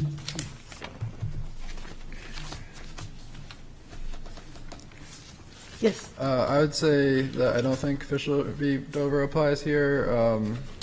This, compared to last time, there's all of variances that were being asked for that could have been addressed have been addressed. The only issue is this lot size is too small, and they can't change that. And in fact, that's a unique condition of the property, but we can talk about that later. But it's, you know, the application has changed enough that the other variances being asked for are no longer being asked for. They addressed what they could. It's a different application. Is there anyone who would like to invoke Fisher v. Dover? Okay, then we will go ahead with the application. If I can find it again. Sorry, I keep losing things on my time. Thank you. Okay, this is item G, the request of Cynthia Austin Smith and Peter Smith, owners, for property located at 9 Kent Street, whereas relief is needed to demolish the existing 2-story living unit structure and construct a 1 living unit structure, which requires a variance from section 10.521 to allow a 5,000 square feet of lot area where 7,500 square feet are required, and B, 5,000 square feet of lot area per dwelling unit where 7,500 square feet are required. Said property is located on Assessor Map 113, Lot 42, and lies within the General Residence A district. Is there anyone to speak to this? Good evening, Madam Chair. Monica Kaiser from Hopeful Phoenix, Gormley and Roberts to present this application. With me tonight as well is John Shagnon from Ambit Engineering and Vicki Martell from Woodburn and Associates Landscaping. I think there are also still some members of the public that may be interested in speaking to this application. It sounds like you've addressed Fisher v. Dover already, but I have, there's an additional argument in the memorandum and possible rebuttal. I think I may need more than the allotted time. Okay. We will vote. How much more do you think you might need? I just want to make sure that I can adequately respond to any questions at the end. Okay. Well, that would be, done during 2-4. yeah, that would be covered in 2 for and against. You'd have a 5-minute window to Okay, do that. that's true. You can't always come up again during 2, 4, and against. Okay. Okay?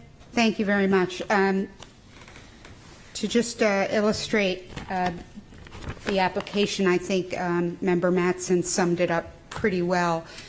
We're here again to speak to you about demolishing the existing home and rebuilding, but what we're presenting to you tonight is a fully dimensionally compliant structure, complies with front and side yard setbacks as well as the rear yard setback. It complies with building coverage. It complies with open space. The only thing it doesn't comply with is the lot size and the lot size per dwelling unit. The memorandum submitted by Attorney Phoenix and I does include an argument that I would submit that you can consider, which is, do we need a variance at all to begin with? I would submit to you that that we do not. If this lot has existed in its current configuration since 1899, it's had a building on it since well before the zoning ordinance came into existence.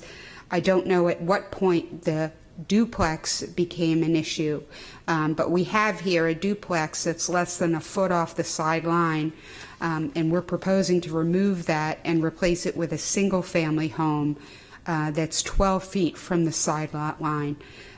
We're decreasing density, and it would seem like, based on the language of the ordinance as well as common sense, that if we have a lot size that has existed since before zoning in a residential zone, it can't be put to any residential use for which it's permitted unless a variance is granted or you determine that no variance is needed. It seems like if the lot and it's developed with a home before the zoning ordinance came to pass, that any removal of that house would allow a similar house or a less intensive house to be constructed without any variance, which is what we proposed. And the argument is laid out on pages 2 and 3 of the memorandum, essentially talking about section 10.311 and the language in it: no use or structure shall be established unless the board grants a variance from the applicable requirements. The argument is that that language is essentially meaningless, given that the residential use was established in the early 1900s and not changing. And then further looking at section 10.320, it's interesting that this treats tear downs and rebuilds differently than any other destruction. I think there's certainly an argument that that is by design, but it does seem unfair as applied, because if this home were destroyed for any other reason, it could be rebuilt as it stands or more conforming as we propose without any variance at all. So why should this be any different? That is the argument, that no variance is required. To move on, I don't know if you want to ask me any questions about that or discuss it with me, but I'm happy to just move on to the variance and the variance requirements if you'd like. Any question? No? Okay, please continue.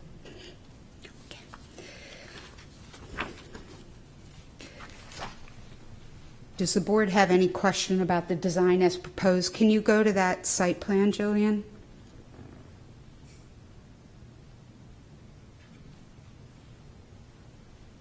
So the proposed site plan constructs the home within the building envelope. There is still a back patio area, but there is no longer the buildup of any grading above 18 inches. So much of the building coverage is reduced from what was previously proposed, I think by some 20%, because it was 53% before, and it is much less than that now.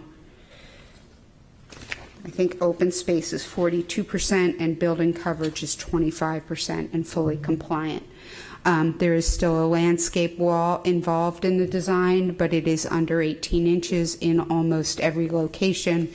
In other areas, it is essentially acting as a fence, and staff has determined that that needs no relief. So we're left with the lot size and lot size per dwelling request.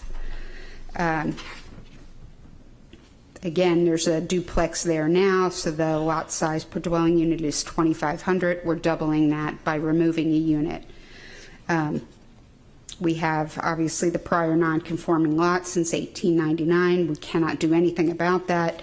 What we propose to put there is a significant improvement over the existing conditions.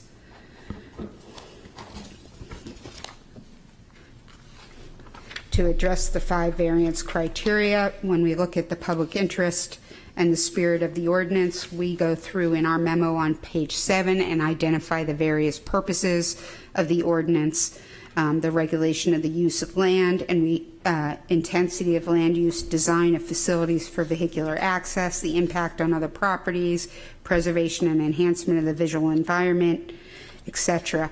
And we talk a little bit in each section. Essentially, the upshot in each section is you have a significantly non-conforming structure on the site right now that it's quite dated.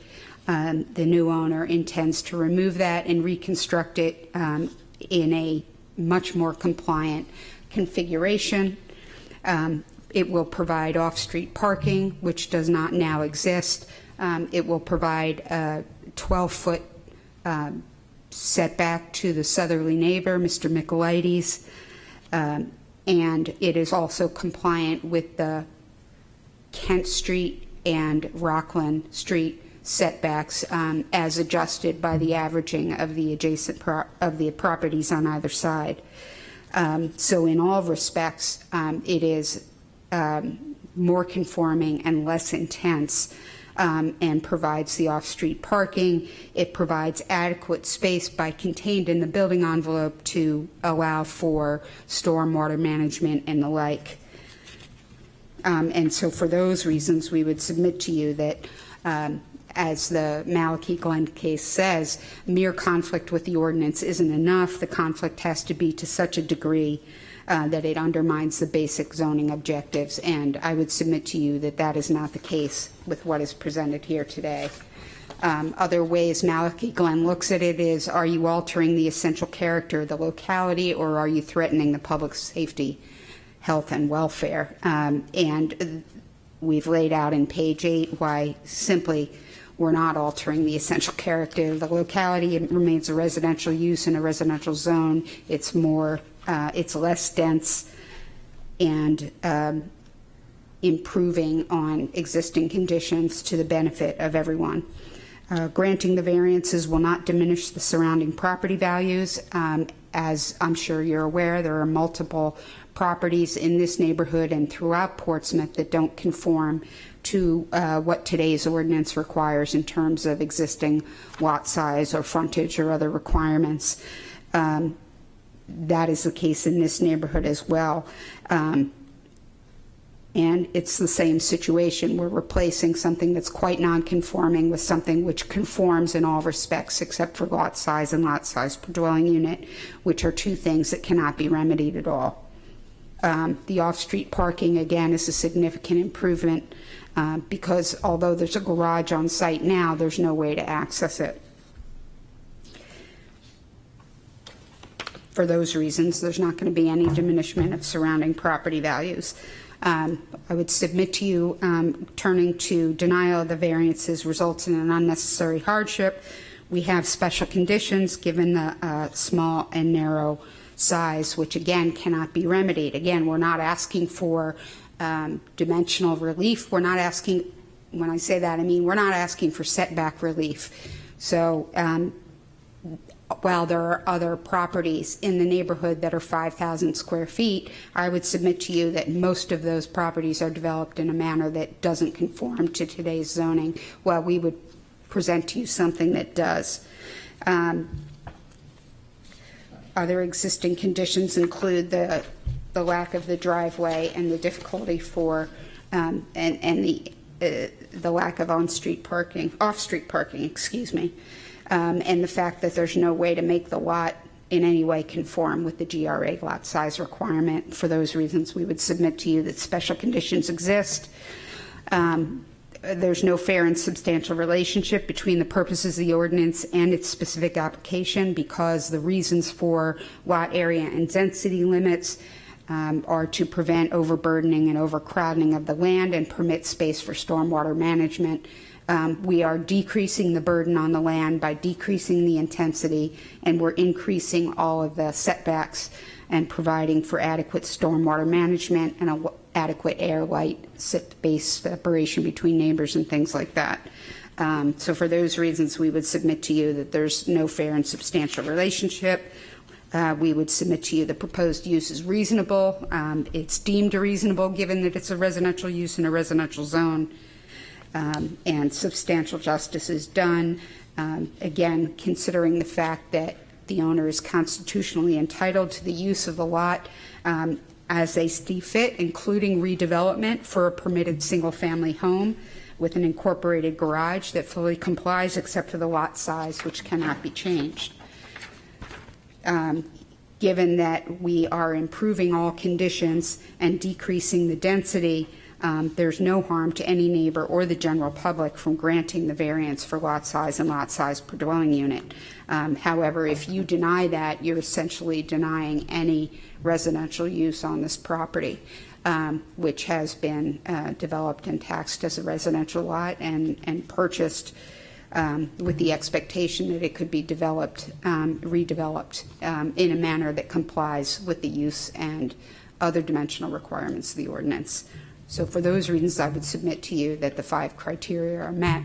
I'm happy to answer any questions you have about the technical aspects of the project, and I may rely on Mr. Shagnon or Ms. Martell. Mr. Rossi? I have a question for you with regard to your quandary about whether or not this actually requires a variance, this project. We've had a number of cases before us recently, and things have changed a little bit in the RSA with regard to non-conforming uses. And so looking at the sections of the Portsmouth zoning ordinance that you've cited and looking at RSA 674-19, it seems to me that the crux of the issue is whether or not the non-conforming use is being expanded, and that will help us determine whether or not a variance is required. I understand that this complies with the dimensional standards, but that's not really the criterion for whether or not the non-conforming use is being expanded. Is the structure larger? Is it bigger, greater in volume than the existing use, or not? Well, I think if you're talking about whether the use is being expanded, I would argue to you that the use is being reduced. The use is being contracted by virtue of the fact that there's a duplex there now that supports, 2 families, and what is proposed is a single-family dwelling. Well, that's bringing it further into conformance with the standards for the area. So the use, I would say, is not. If the question is the use being expanded, I would argue to you that no. I mean, use is in this conversation different than size of building, right? The use is. Well, I'm not sure that's right. The use is residential. Yeah. It was a non-conforming type of use in the past. It's still going to be residential. Is the area or the volume of the building in which the residential use will occur the same, smaller than, or larger than the existing structure? Well, I would direct you then to look at the C3, Jillian, where you can look at the pre and post construction impervious. There's a little chart on the left-hand side. I'm sorry, could you give us a second to catch up with you? What page are we supposed to be looking at? C2, Exhibit A, page C2. Which is what page in our packet? C2. It's after the number. There's a C2 in our It comes after, yeah. C2. Like 100 number or something? Yes, I'm looking for an actual page number. Looks like it's 163. Okay, thank you. 153, okay. That's 163 is C1, 164 is C2. 164. That's something I can navigate to. Thank you. Okay, yes, please proceed. Jillian, can you enlarge the impervious chart? Oh, all right, maybe not. So if you look along the side of sheet C2, you'll see that the pre-construction impervious area of the main structure is 1,075 square feet, and the post-construction impervious is 1,122 square feet. So that's a slight increase, but you'll also see that there was a garage which currently exists and occupies 296 square feet, and there will no longer be a detached garage in the proposed conditions. Furthermore, you can see, if you go further down below the chart, you'll see that existing building coverage has been calculated as 1,747 square feet, or 35%. Below that, you'll see proposed building coverage has been calculated to 1,264 square feet, or 25%. So that is a 10% reduction in building coverage. And the height of the new building compared to the old building? I can tell you that the height of the new building will comply and requires no relief. I cannot tell you the height of the existing building. I don't know if either of my counterparts know the answer to that. Thank you. Any other questions? Thank you. Yes? So I'm less philosophical than Mr. Rossi, so I'm just going to go to more practical things. Just going to the patio. Yep. Is the patio, it says here that the patio is going to be less than 18 inches, so therefore it wouldn't count as a structure under our zoning ordinance. That's correct. So the question I have is, and I'm just trying to get to the plan set here. There are a lot of other things on that patio. Again, I'm just having a hard time getting to the actual patio. But a spa, a grill, I mean, are these things built in? I can tell you that the spa is treated by staff as an accessory structure and therefore requires a 5-foot setback, which has been met. It's also the type of thing that you can move around if you wanted to, or that you could take away with you and leave when you left. In this case, it is set into the ground a little bit, but it requires no exterior mechanicals like the previous proposal had a pool that had required mechanicals and stuff. Everything with this thing is fully integrated. And we've been advised that that requires no relief. And so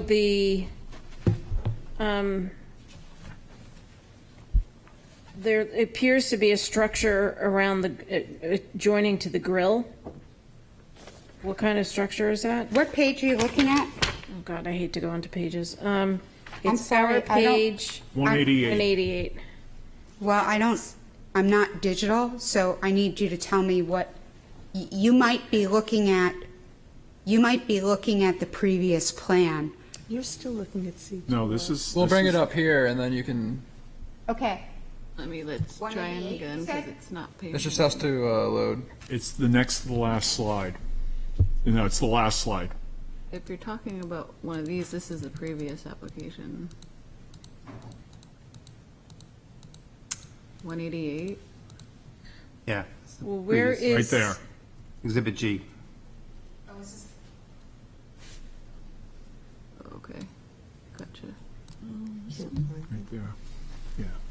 I don't think that's the previous application. Nope, Oh, it's yeah, not. I got it. This is the landscape. This is plan. the Landscape plan. inches off the Yeah. ground. It's considered a structure. Okay. That's right, I saw that. Yes, that's on the landscape plan. I talk, and we need you to talk into the mic, please. Sorry, that's on the landscape plan, so let me just get that out in front of me for a moment. Yeah, it's L-IL. Yes.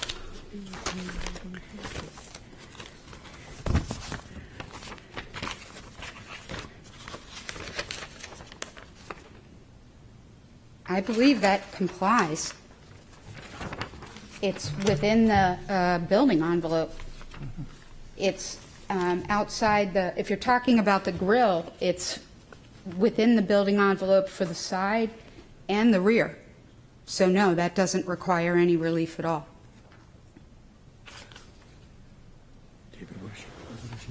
Where is the building Right envelope here. end? So that's probably like a built-in. Oh, I see. It's like The building envelope is the dotted line. Okay. So that's the base of the stairs to the side of the grill. See the dotted line here? Yes. That's the overhang? Okay, well, what about, what's this dotted line here, Vicki and John? Yeah, okay, so, That right there. yeah, so there's a rear setback here, this dotted line, and then over here, it's the side. So that area here where this grill and seating is fully compliant. But it looks like the seating is partially outside of the building envelope. and No, therefore it isn't, above. because the building envelope is right here. There's two dashed lines. The bolder one is not the rear yard setback. The fainter dashed line is. Okay. Right. Which one? Do you see? I know it's hard, and I can't really make this pointer work very well, but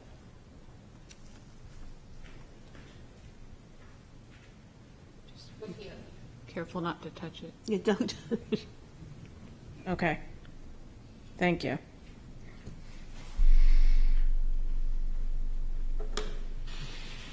More further questions? No.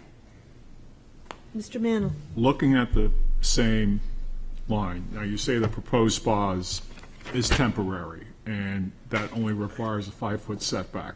that's what staff has instructed us, yes. 10.573.10.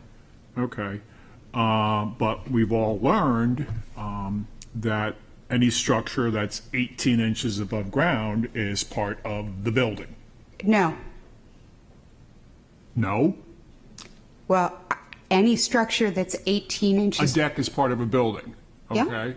So on your proposed pavers, okay, which is a structure, it's not easily moved and replaced, you also have a 6-foot-high retaining wall, masonry wall on one side, on the abutter side, and then a 4-foot-high masonry wall on the back of the property. How do you say that, well, that's within the 20-foot setback? I don't, sir.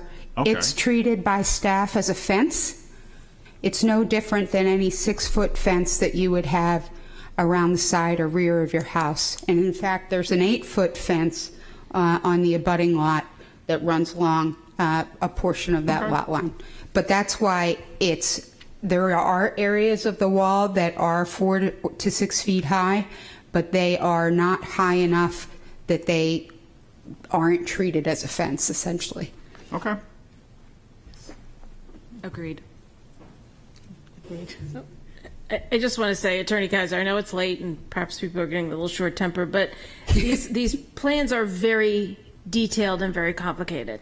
And it's not immediately apparent as to where building envelopes are and other things. So, my questions are of good faith. I just don't know. Absolutely. Yeah, No, I don't have. It's just, I don't think we ever really see plans like that have the portable gas fire pit on it very often. It's just very difficult to figure out what's going on. No trouble. Some people will tell you this is how I am all the time. So, Yeah, I just had one question. Is the proposed spa what some people would call like a hot tub, or is it something different? I think I'm going to ask Vicki to address that. Ms. Martell, can you explain?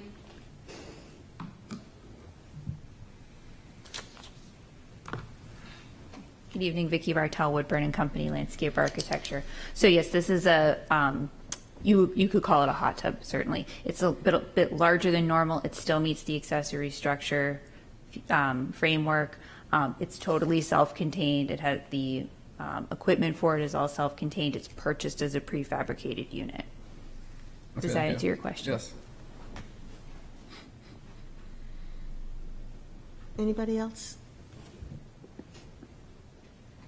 Thank you. Can I just, John, is there anything that you feel that we should add at this point?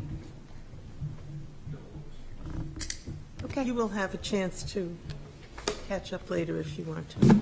Thank you. Okay, thank you. Okay, is there anyone in the public who would like to speak in favor of this petition?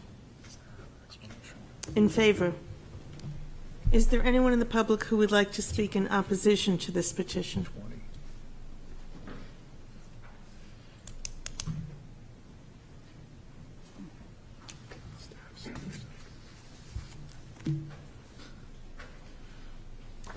Good evening. I'm Dave Micheletis, the abutter, 19 Kent Street. And thank you for those questions you asked the attorney. They're very similar questions that I have. So thank you first for the opportunity to address the proposed redevelopment of 9 Kent Street. As the only direct abutter, we offer the following concerns regarding the proposed redevelopment. First and foremost, the plan set is incomplete.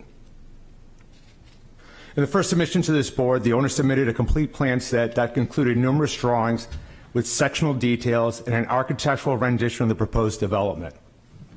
This submittal appears to be missing site sections, a patio section, a driveway section, a drainage or grading plan, utility plan, erosion control notes and details, a landscape plan section, plus any architectural renderings that would allow anyone to make a well-informed decision as to what impact this project will have on the surrounding environment. Based on the limited information I've submitted, I offer you the following insights from the applicant's recent submittal to this board. Criteria number 1, the variances will be contrary to the public interest.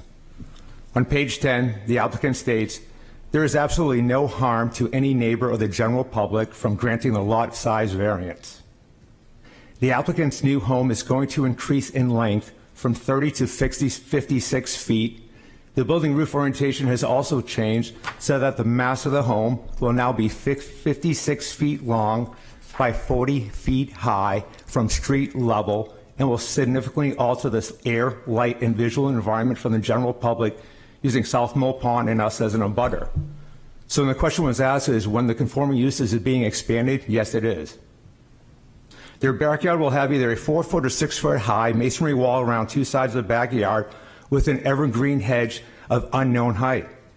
So it seems that over 82 feet in length along a 100-foot property line will now have a physical structure that will decrease the visual environment to the neighborhood and general public.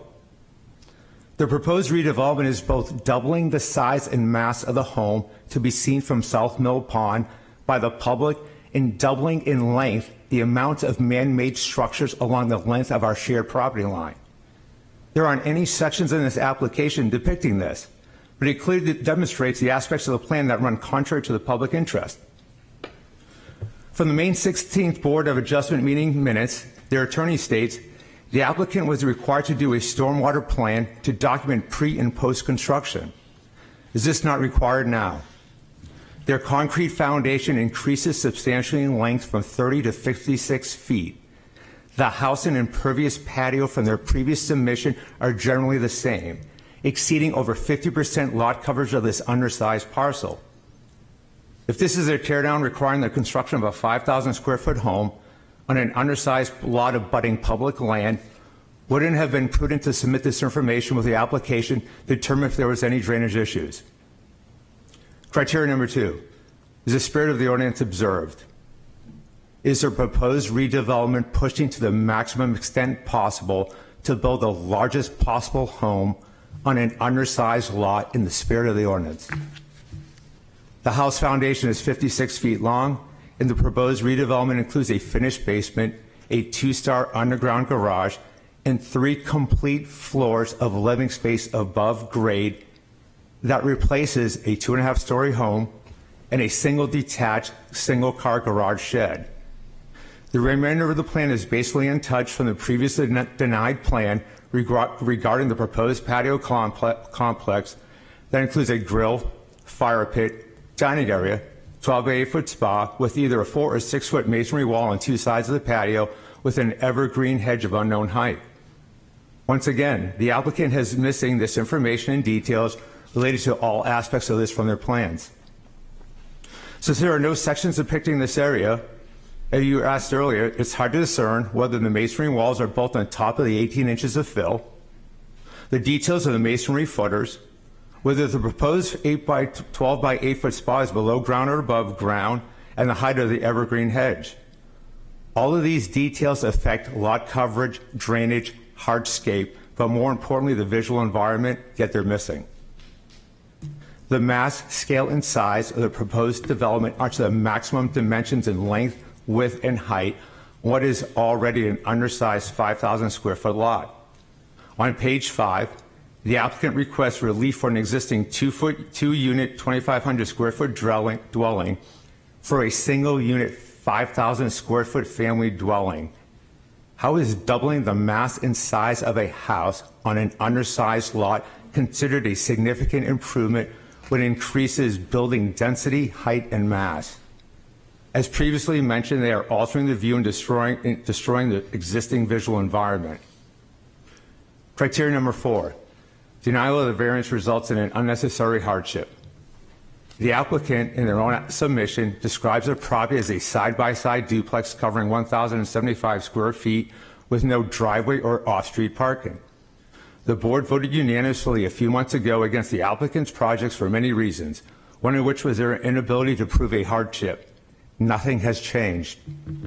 There are no special conditions and it doesn't result in a hardship. The applicant knew what they were buying when they purchased the property. Is a house without an underground garage considered a hardship? The underground garage allows for the expansive patio and spa area. Is it a hardship without these? The rest of the neighborhood has driveways next to their houses on similar sized lots. It would appear that it is possible to design this proposed development in a similar manner. In summary, I would contend that the board has not been provided with the appropriate information to make the best determination of the suitability of their submission. Based upon the limited information available, the required variances appear contrary to the public interest and appear not in the spirit of the ordinances this board is in charge of. There are no special conditions and it doesn't result in a hardship. For all of the previously stated reasons, maybe this is not the correct lot for the mass, size, and scale of the structure being proposed. Thank you. Thank you. Anyone else to speak in opposition to this petition?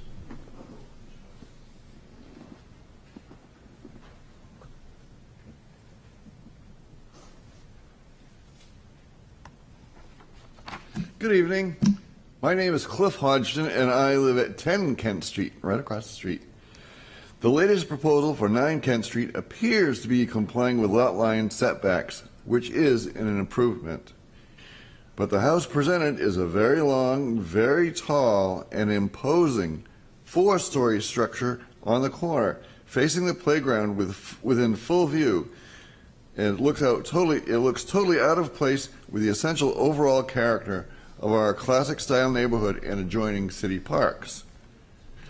I am concerned that the owners believe they have the right to build part of their driveway on the city property at the end of the pavement on Rockland Street Extension, instead of staying on their own property. Allowing this encroachment would interfere with snow removal and impede full access to Langdon Park and the playground from that spot. I suggest that the underground garage and driveway of the new construction be shifted a few feet to the west, so that the driveway empties straight onto Rockland Street Extension at a 90-degree angle without encroaching city property. This was possible in the previous proposal, so it should be workable for this revised design. The placement of the driveway and garage are design choices. It is also not a good idea for any tree, particularly a fruit-bearing apple tree, to be planted or transplanted into the middle of a city-grown grassy walkway alongside Rockland Street Extension. Essentially, that is an unpaved city sidewalk, not just a stretch of lawn.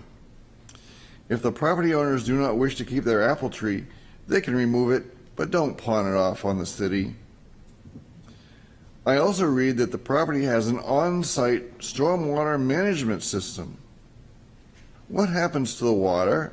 Does it stay on the property, or is the water piped somewhere else through city property? Is there an underground chamber beneath the patio in the backyard? Is that why the patio may be almost 18 inches above grade level instead of close to ground level? These are some important questions to ask. There was a lot of vagueness in the presentation of this new construction project, and detailed information on many aspects of this whole property design is lacking. Thank you. Thank you. Is there anyone else to speak in opposition to this project?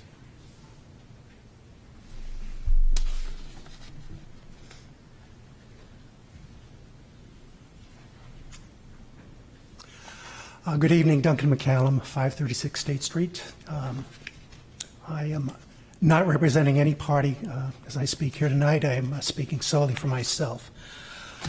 Now, in the abstract, there is no question but that the applicants are entitled to a variance. The requirement is that in order to, according to the zoning ordinance, you have to have a 7,500 square foot lot in order to build. This lot is only 5,000 square feet. There's no way you can stretch the lot so it expands to 7,500 square feet. And if you don't issue a variance, they're not going to be able to build anything at all. They won't be able to use the property at all, except they could continue to live in the premises with the existing structures. So they are entitled to a variance, but I think that certain accommodations should be made and adjustments should be made, having in mind the fact that the lot is 1/3 smaller than is normally required for a residential dwelling, in particular the height of the building. Effectively, as Mr. Michaelides just pointed out, effectively the building is going to be 40 feet high. According to the information sheet that is provided by the planning department, and I assume the information is compiled by the planning department itself rather than just being supplied by the applicant. But assuming that the information on there is correct, the building height is 34.5 feet, but that takes into account the split measurement that you have for the roof. It effectively rises as high as 40 feet, according to Mr. Michaelides, and I have no reason to doubt that what he says is true. Well, there is a vast difference between a 40-foot high building on a 7,500 square foot parcel and a 40-foot building on a 5,000 square foot building. So I think that if you do anything, if you choose to grant the variance, which again, I think some variance must be granted, but I think you should include a stipulation which says that the building height must be smaller, or there must be only 2 stories rather than 3. And as I understand it, that's the chief complaint of most of the neighbors, is this building is going, as Mr. Michaelides just said, the building is going to be oversized. Yeah, you have to be permitted to build something, but I don't think that the property owner should be able to build the same structure on a 5,000 square foot parcel of land as he would be able to on a 7,500 square foot parcel of land. So I would, and apparently, speaking of the building height, apparently there is been some architectural sleight of hand here. What I'm told is that what the property owners and its architects and planners are planning to do is artificially raise the level of the ground by 17 inches. So in effect, they're making the size of the building even higher. So I think that those changes ought to be considered. Otherwise, you're going to have basically you're going to change the whole character of the neighborhood by this. And as Ms. Kaiser's partner, Mr. Phoenix, pointed out, the Malachi Glen case, which he has cited in his paperwork, indicates that if the project is going, that's one of the requirements for granting a variance. If the project is going to change the characteristics of the neighborhood, the variance request is to be denied. So for all of those reasons, I hope that you will make some adjustments. I hope that you'll make some adjustments and attach some stipulations to the variance if you grant it, and I think you should grant some variance, but I hope that you will attach some stipulations to it that reduces the impact of this project, because as it stands now, I think it's inappropriate, and I haven't seen a artist rendering of the revised proposal, the new proposal. I've seen the last one, but I can tell you that my impression from looking at the original one was that this project was going to stick out like this new building was going to stick out like a sore thumb, and it was going to altogether change the character of their neighborhood. So those are my thoughts. Thank you. Thank you. Is there anyone else to speak in opposition? 3, 4, 4, 5 proposed. You said 40 feet. Okay. Good evening. My name is Barbara Adams. I live at 75 Kent Street. And some of what I was planning to say has already been addressed quite adequately. There was one thing I wanted to point out. According to one of the pages I found in this new application, I read that the percentage of lot coverage is still being increased the same way it was in the first application, from 36.5% to 57.8% lot coverage. I just wanted to point that out. The new project application map, which moved their underground garage, indicates a need for a section of asphalt driveway to encroach onto part of the grass area of Langdon Park in order to provide adequate entry into and out of the proposed driveway and out of the garage.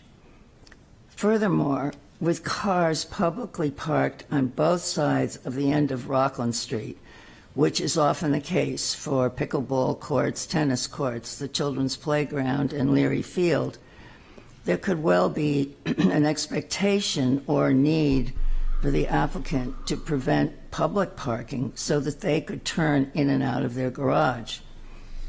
It seems to me that neither of these encroachments are or would be in the public interest.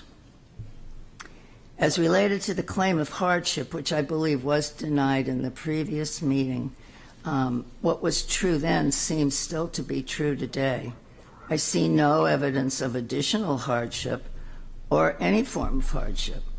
The owners bought this house and property knowing what it was or is. Their proposed architectural house design, as well as the new updates, do not coordinate with the traditional character of the neighborhood houses, nor does it meet the spirit of the city zoning ordinances, nor the Portsmouth master plan.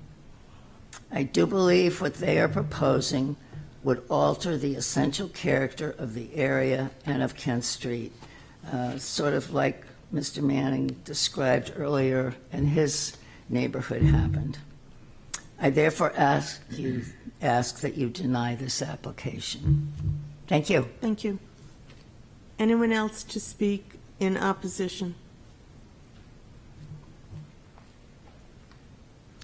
Good evening. Bill Arakian, 18 Kent Street. This proposal seeks to demolish an existing structure, and what is being sought is approval of a vastly oversized new construction on an undersized lot. The scale of what is being proposed seeks to replace a home that's currently consistent with the neighborhood and has a footprint of 30 feet by 32 feet, 960 square feet total, with a new home that's 22 by 56 feet, 1,232 square feet footprint, an increase of over 28% on a non-conforming lot. It seeks to replace a structure with 2,176 square feet of living space with one that has roughly over 4,500 square feet of living space, more than doubling the size of what already is one of the largest homes in the neighborhood. It replaces an existing two-story home with 4 stories of living space. To anyone standing on Rockland Street looking at the structure, it's difficult to tell the exact heights because they don't give total heights in any of their proposals, but this structure will be over 45 feet high and extend for a length of almost 56 feet. A very sizable structure in a prominent location, especially on a non-conforming lot. The scale of this structure will clearly have an imposing impact on the nearby park and abutter. It would be distinctly visible due to its sheer size, not just for those in the park, but for anyone on the other side of South Mill Pond or Parrot Ave, and would essentially, it would be even more impactful when fully illuminated in the evening. Additionally, contrary to the public interest, the installation of a 4-foot or 6-foot masonry walls on top of what is called out as an 18-inch grade at the rear of the property would result in a cement wall at a height just shy of 5.5 feet for Langdon Park visitors. Finally, the proposed addition of trees on city-owned portion of Rockland would block what would be a sidewalk area, which will become increasingly important if through traffic will be utilizing the Rockland extension. In the last meeting, there was a comment from one of the board members about how the structure is in a prominent location, and some of the things asked for would negatively impact some of what the public would look for in that location. I feel that comment still holds true, and perhaps even more so. I would ask the board to please consider whether this design runs contrary to the general purpose and intent of the regulations related to the preservation and enhancement of the visual environment, as well as whether the size and scale of this proposal is appropriate for a non-conforming undersized lot, especially based on the surrounding neighborhood. Thank you. Okay, thank you. Anyone else to speak in opposition?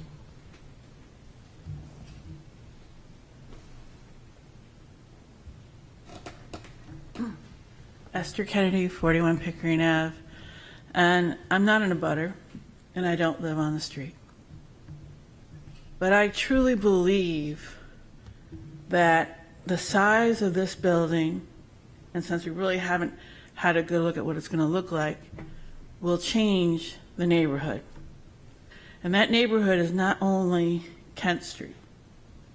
That neighborhood is any citizen that uses it, the pickleball / tennis court / playground / dog park, and looks up there. This size of this house and the change of this house is going to change the look of Portsmouth that is everyone's backyard. This committee here is set up to look at various changes in our zoning and to see where their hardship is. When these individuals bought this house, they knew what they were buying. When I bought my house, my first house on Bartlett Street, I knew what I was buying. It was a tiny house. There was nothing I was going to do different because of the zoning. And you folks are here to judge. I ask you to think about the big picture here. This isn't just Kent Street. This is anyone that can be on public property and look up at that hill. And I don't think we need something bigger than already was what there. I think we are a historical community. We are a historical town. That is one of the things that people have come and enjoyed. I guess I'm a little taken back of why you would buy a house in this neighborhood knowing our zoning laws if you don't appreciate the look. And it's pretty clear these citizens do not appreciate the look because they're going totally against the look of their neighborhood and our park. So I ask you to not vote for this like you did before, and really think about and realize that there's no hardship here because they bought this knowing what the zoning was, knowing what the community was, knowing what the street was. Thank you. Thank you. Is there anyone else to speak in opposition to this project?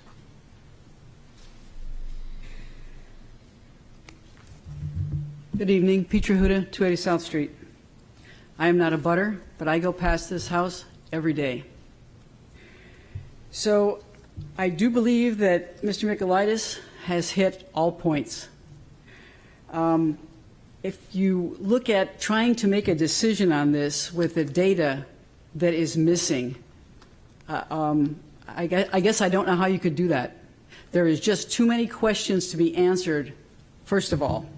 The second of all, the issue that came up last time was the amount of lot coverage here.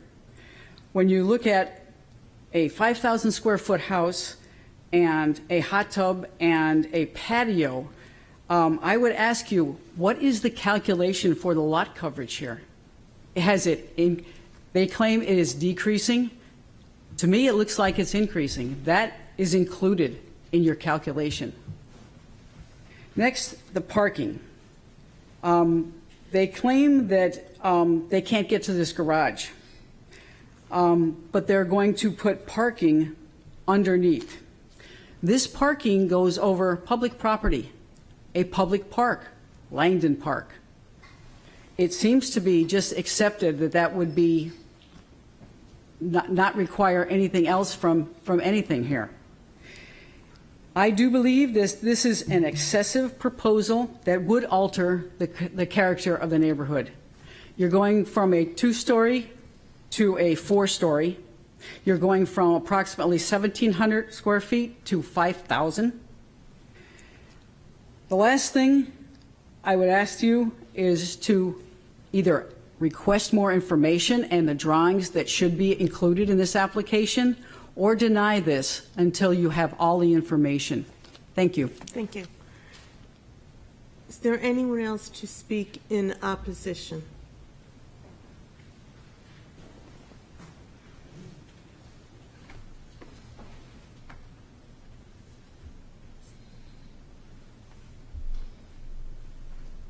Good evening again, Madam Chairwoman, members of the board. Jim Lee, 520 Sagamore Avenue. There is a whole lot of deja vu going on here tonight.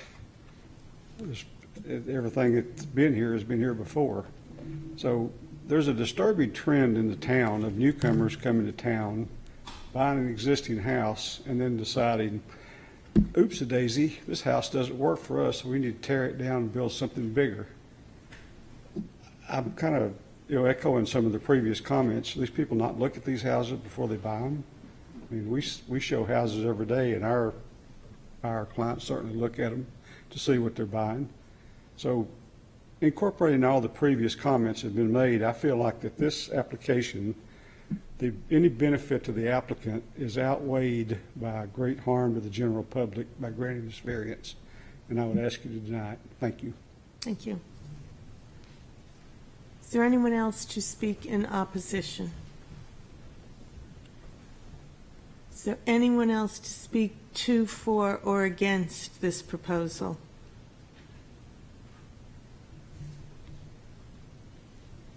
Good evening, Rick Beckstead, 1395 Islington Street. First, before anything else, I just wanted to ask Jillian, and I think I've met Jillian once. Do we pay attention to the online to make sure that everyone online is seen? Do you see if there's a hand raised or not? I don't see any hands raised. Okay, because on my phone right now, it says that my hand is raised. At approximately 9:12, I raised my hand multiple times.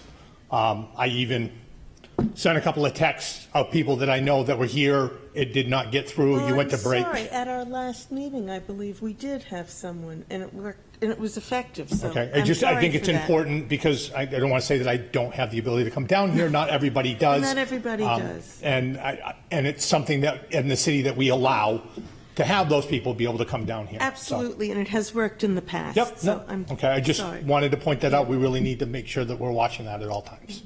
So thank you. So I guess to address this, I did not attend the last meeting. I am not in a butter, but the essential character of the neighborhood will be threatened if the variances are to be granted. And I'll give you an example. Mr. Mantle was the one that actually had gone and said it at Essex. It's in my neighborhood. There was a home that was allowed that stands out like no one else. I mean, it is obscene. And not only did we do it there, but there are 2 buildings at the high school, 2 homes that were granted variances to be allowed, and they stand out like a sore thumb. And those are happening over in the creek. They've happened on Thornton Street. They're happening all over our town, and they are jeopardizing the essential character of our neighborhood. Drive down some of these streets. They stand right out. How could that be? How could this happen? We need to start paying more attention to it. Now, I know that Mr. Rayon will go and say that, with a demo permit, we have a committee, and that committee will take things under advisement. I would advise that any of the abutters that are here, one person complaining actually enacts that from happening. Now, they don't really have a whole lot of power. It ends up becoming a delay tactic, and it's anywhere, it was always discussed, between 90 and 120 days in hopes to deter the applicant from being able to demolish and take it down, because it's going to take them longer to do if nobody objects to it. So I just wanted to make that clear to everybody. But at the same time, this board is designed for the essential character and the history, as Beth Margison has gone and pointed out numerous times. If this board isn't taken into consideration, I would have somebody do a house cleaning recommendation to the city council to strip that from what your requirements are. But it's there. It's there today for this applicant. It was there for any of the other previous ones that you had this evening, which I didn't always agree with, but still at the same time, that's the way that it goes. But you have the ability right now to basically go and uphold how you felt the last time. And again, there's no hardship, none whatsoever. And I do like the fact that a couple of members go and say that if you're going to wipe the slate clean, to actually comply within. And this still doesn't even meet that standard, which was another applicant that you had on Cabot Street earlier this evening, wiping the slate clean and making it conform to what was there. We need to start being consistent when it comes to this stuff. So please take that into consideration. Again, I've said it, I always do, during this part of the meeting, if it 2 for or against, is there is no hardship for this application. Thank you. Thank you. Anybody else to speak to, for, or against?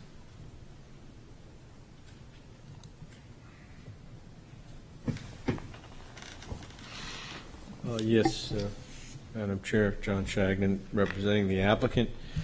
And not to sort of recap, there's a lot of things that have been said. I don't think this board, and I know you're smart enough not to wade into that territory. We're not here to discuss the tastes, the motives, any of the things that people may or may not do with their property that other people have opinions about. We're here to talk about the zoning ordinance and applying it dimensionally and use, applying the regulations for dimension and use to this particular property.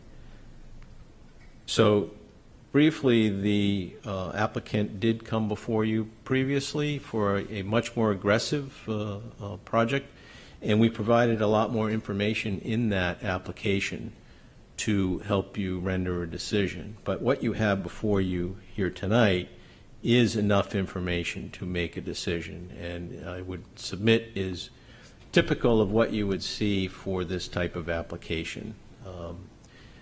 The plans will comply with all of the other requirements regarding development of the lot. We're not going to increase runoff to any neighboring property.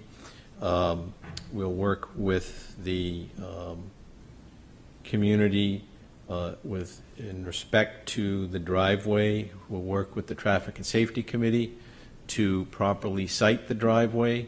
A lot of people said that they're using public property for their driveway. Well, every driveway uses public property to get from the street to your garage. So this is typical of a driveway, and what is shown is not a misuse of the park or public property. It's the completion of a driveway to access the street. That street does exist, and they have a right to access it. It's part of the original subdivision, which you have in your packet, has been provided, that subdivision from 1899. There was actually a lot on the other side that never got developed, but the street is not the park. The park is on the other side of the street, so they're not using the park. And what you see from the park is a secondary issue here. What we're talking about are the dimensional requirements of the ordinance. And what you have before you complies with the setback requirements, the building height requirements, the coverage requirements, both for building coverage and lot coverage.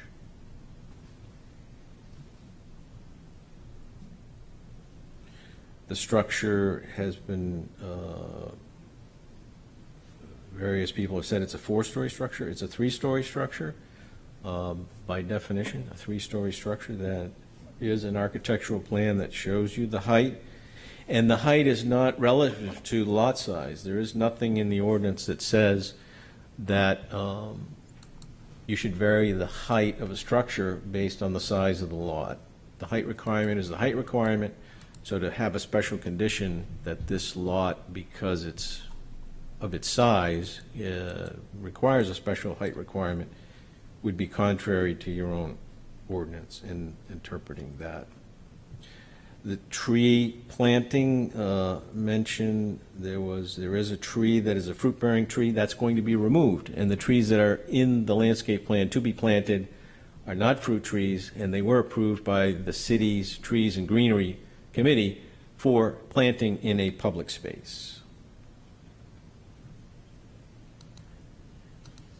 So that's, I guess, just to put some facts back into the record. That's all I have at this moment. If you have any questions, I'd be glad to answer them. Any questions? No, it's public hearing. It's exceptional, but yeah.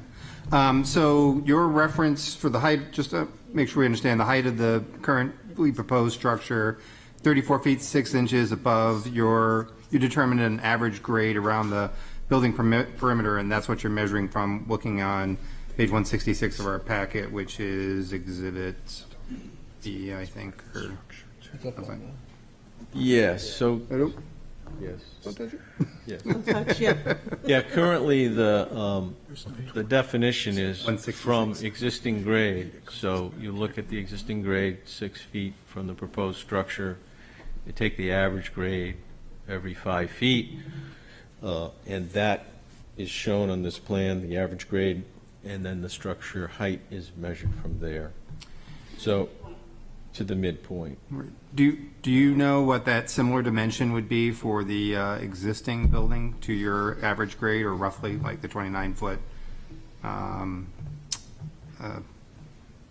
I do not. I know that just looking at a picture, I believe it's wider, and so it has a 12-12 pitch, but I can't give you the exact numbers. Okay, thank you.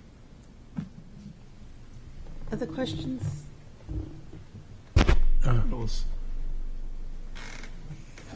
Just Yes. okay.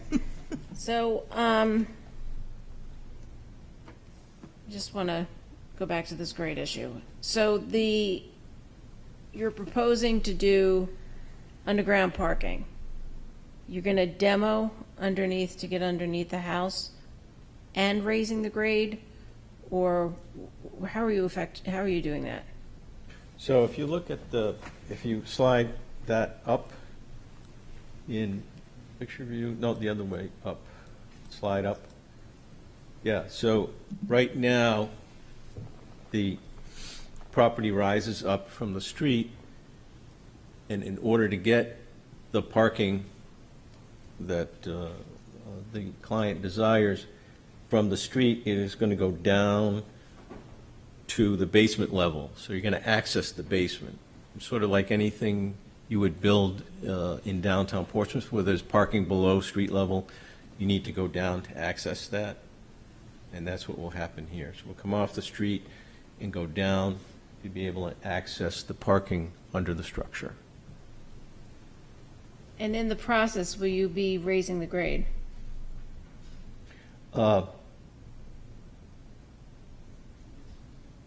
Possibly. I have to take a closer look. If you go to the site now, and I don't appreciate that, by the way, if you go to the site now and you look at where the street is, and in fact, if we go to the existing conditions plan, you can see what I'm going to talk about. There's a set of steps that go up to the yard. The yard is proud of the street, probably 3.5 feet. So if you look at the contours,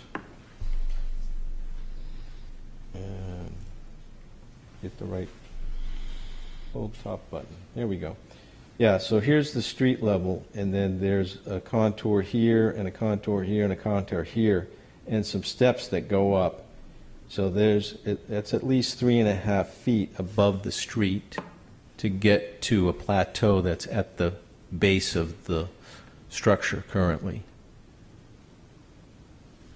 Okay. Does that mean there's a hill? Are you saying You, there's a you would call it a hill if you looked at it from the street. So if we look at the existing floor elevation, then, for example, it is at 3275. We don't have the grading plan, but it's pretty close to 35 or so. So I don't think the floor is being raised a whole lot because of that change in grade that exists now. The building is definitely proud to the street. As you come around the corner, you can see the contouring of Kent Street sloping down. You have a contour here, a contour here. So across the front of the property, as Kent Street comes down, you lose 4 feet of grade. Mr. Mattson? I guess to ask more directly, are you changing the grade anywhere within 6 feet of the building, or are you changing the grade anywhere where the building height is calculated from? Because if it's beyond 6 feet away from the building, or 5 feet, whatever the criteria you average the height from. The ordinance was revised to, the average grade plane is calculated from existing ground. So that's what is the important measurement. Right, so that's, okay, so you're saying So that. if we change the grade, it doesn't change the calculation of building height. Now, there will be some grade changes along the Rockland Street side to, and if you look at the next sheet, there's some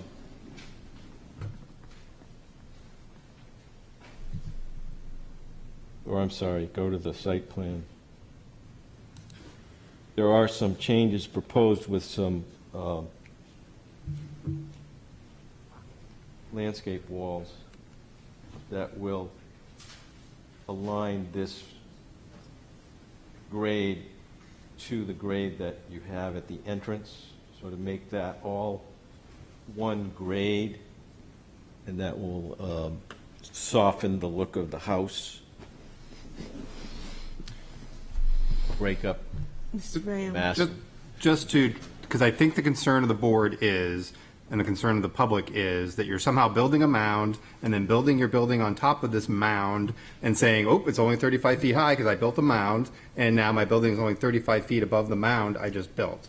Do you intend to build a mound to put your building on top of, or is everything that you've told us tonight related to the height of all the structures, including the 18 inches for the patio, all related back to that average grade so that you are never exceeding those requirements from the calculated average grade? Existing grade. So from the calculated average existing grade, the house is, the height of the house proposed is based on that.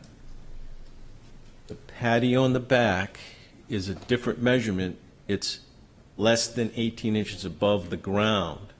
Okay. And once it's higher than that, it becomes a structure. And the previous, that was why it was included previously. It's been lowered. All right. So it may not be to the average, but it is to the, basically the ground that the patio is sitting on. It is no more than 18 inches greater than where that ground lays today. Correct. Okay. Yep. Is that clear, hopefully? I think so. Okay. No, not for me. I'm sorry. Well, the important thing to me, as Mr. Rayom asked, was that, you know, are we building up? And you're Not- saying no. I'm not sure that you we're answered that. Yeah, he said. Can I answer this? We're not Because building you're up. being engineering. Oh, sorry. Go ahead. So you measure, the measurement rules require the measurement of height to be taken based on the ground that is there right now. Not your finished grade, it's existing grade. So what that requires John to do is to go around and measure the grade at various points around the existing building as it is right now. Okay. And then he averages that existing value at, corner, and then you go a few feet and you measure again, and you go a few feet and you measure again. Those get averaged into a calculation, which is called the average existing grade. Today, that average existing grade is 27, let's just see, it's on the architectural plan, 28.92. which is, I think, the next couple sheets.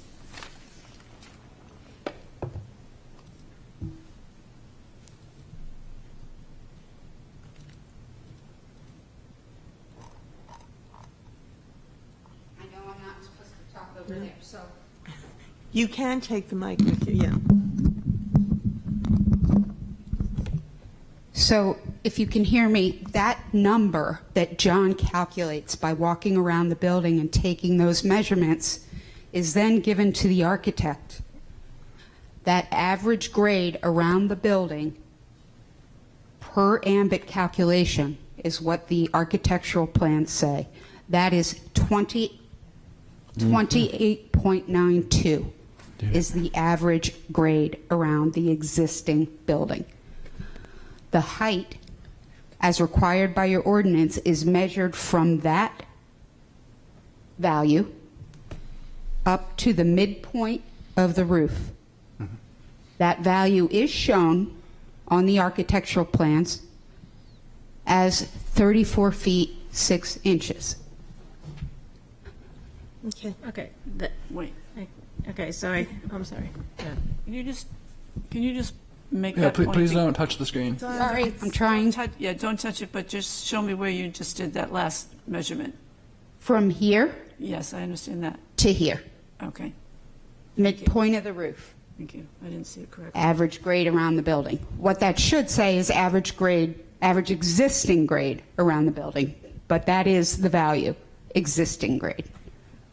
Now, some towns are different, and they allow you to measure height from your finished grade, which is what you get after you've put down your dirt or smoothed things out, but that's not the way you do it here. You require us to measure the existing grade as it is right now, and that whatever we put there, once we're done, cannot be higher than 35 feet from that number. So whatever we do in terms of carving into that little hill to put the driveway, to go under the garage, none of that has anything to do with anything, because the height is calculated from what's there right now, the ground that's there right now. No. And can you tell us the square feet of this building, which has grown enormously over the evening? Yeah, thank you for asking that question. This is not a 5,000 square foot building. There is a section of our relief chart where we illustrate a 5,000 square foot lot and a 5,000 square foot lot per dwelling unit. This is not a 5,000 square foot home. And by the way, the existing home is not a single story, it's a 2.5 story per the tax card. So again, the main structure that exists today is 1,075 square feet. It is wider and shorter, but it is the area. I think we can all agree that area is length times width, and that's calculated as 1075. Okay. Post-construction impervious for the main structure is 1,122. You have the gross floor That's a area? But you have to go- that's just That's the the- footprint. that's the What's footprint, square yeah. footage Living of the area? house? The square footage of the house, Peter? The gross square foot. It's not on the plan. So that would be, That would be 3,300 if it's, right. Peter, do you know? Not including the basement. 3366. You'd have to speak to the mic, please. I'm sorry. Let me just see if the architectural plans. Yeah, I appreciate the board's interest, but I'm sure, as you know, that that's not really before you. I disagree with that We statement. just want to know. Valid question. Yeah, no, I understand. I'm just- You got to take. Yeah, no, okay. I think it's a valid question. I'm sorry you don't know that, but if you know the footprint of the building, we should be able to figure out the square footage of the structure. Please don't. Peter. Hi, Peter Smith, property owner.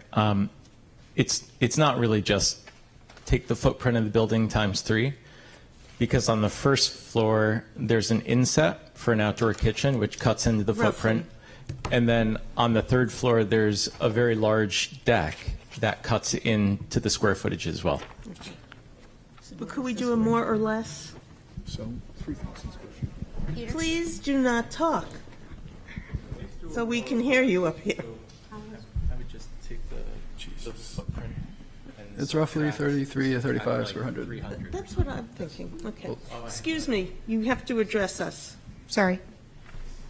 All right. Mr. Mattson has suggested, and we may go with the between 33 and 3,500 square feet to account for the decks and the. 1,100 Just as times a 3 rough- is 3,300. I have John here for the math. No, you are correct. 1,100 times 3 is 3,300. And 1,000 times 2.5, which would be the existing, is 2,500, just for comparison. Yes, thank you. Okay. Yes, thank you. Okay. Anything else? Yeah, a couple of questions. I'm going to go back to the existing grade first, but I have a question for city staff. There were conversations about about building the driveway off of Rockland Street, and apparently that was going to go before TAC, and apparently there was some concerns on city staff. What is the status of that? It's my understanding that they have to get some permission from DPW for a driveway permit, but the right-of-way exists for them to connect. Off of that part of Rockland Street? Yeah. Okay. So then, John can address that. I know, I wanted to hear from city staff. All right. So, and then the other question was the existing grade thing, and I'm sorry to go back to this, but I was under the impression that that was changed to stop people from actually, I think what you're proposing to do is, it's the existing grade now. Are you raising the grade of this building? The averaging? So, what you changed, the zoning, maybe not you, because it was planning department that changed the zoning, sorry. The zoning was changed to require building height to be measured from the average existing grade. Yes, that I know. Previously, building height was measured from proposed grade. So you could fill, and that created a new point of measurement, and you could get a taller structure. So that was revised, and this is based on measuring the ground that's there now, looking at the footprint location.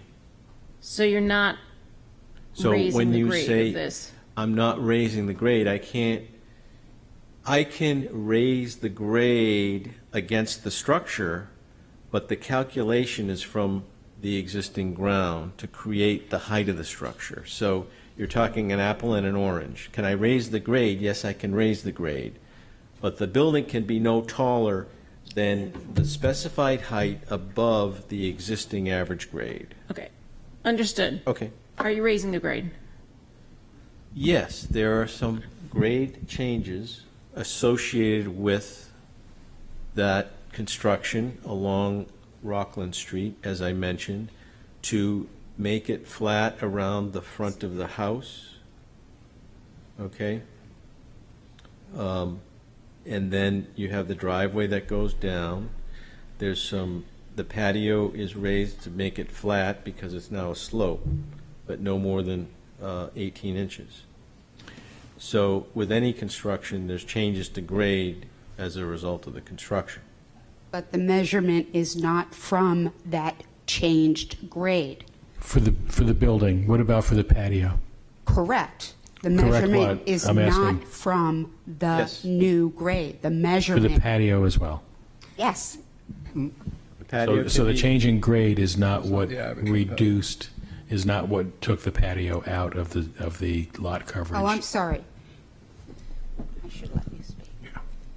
The patio is now no more than 18 inches above the existing grade. So it is not a structure. So it doesn't have to be counted as building coverage. So the patio was lowered, it's not that you changed the Correct. grade, and that's what, thank you, that's what I wanted to know.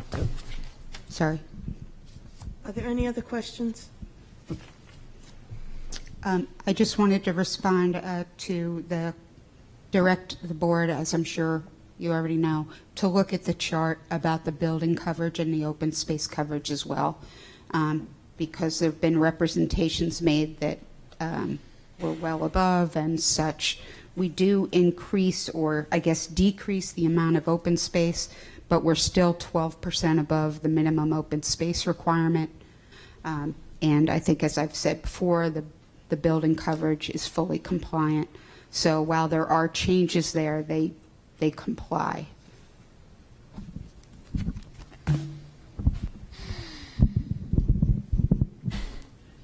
Thank you. Is there anyone else to speak to, for, or against?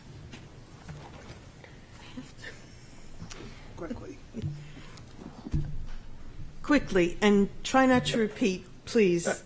So I think my point was just made that there's insufficient evidence or plans provided to this board to make an appropriate decision, because if we can't, takes us 20 minutes to figure out an elevation or the height of a building, I think it lends to the fact that we don't know because there's insufficient drawings. A couple clarifications, right? So I just heard the owner's representatives talk about property files up from the street, desire, and no grading plan. So let's be clear, from the dimensions, if you can actually find them, the new building footprint is 22 by 56. My math says that's 1,232 square feet.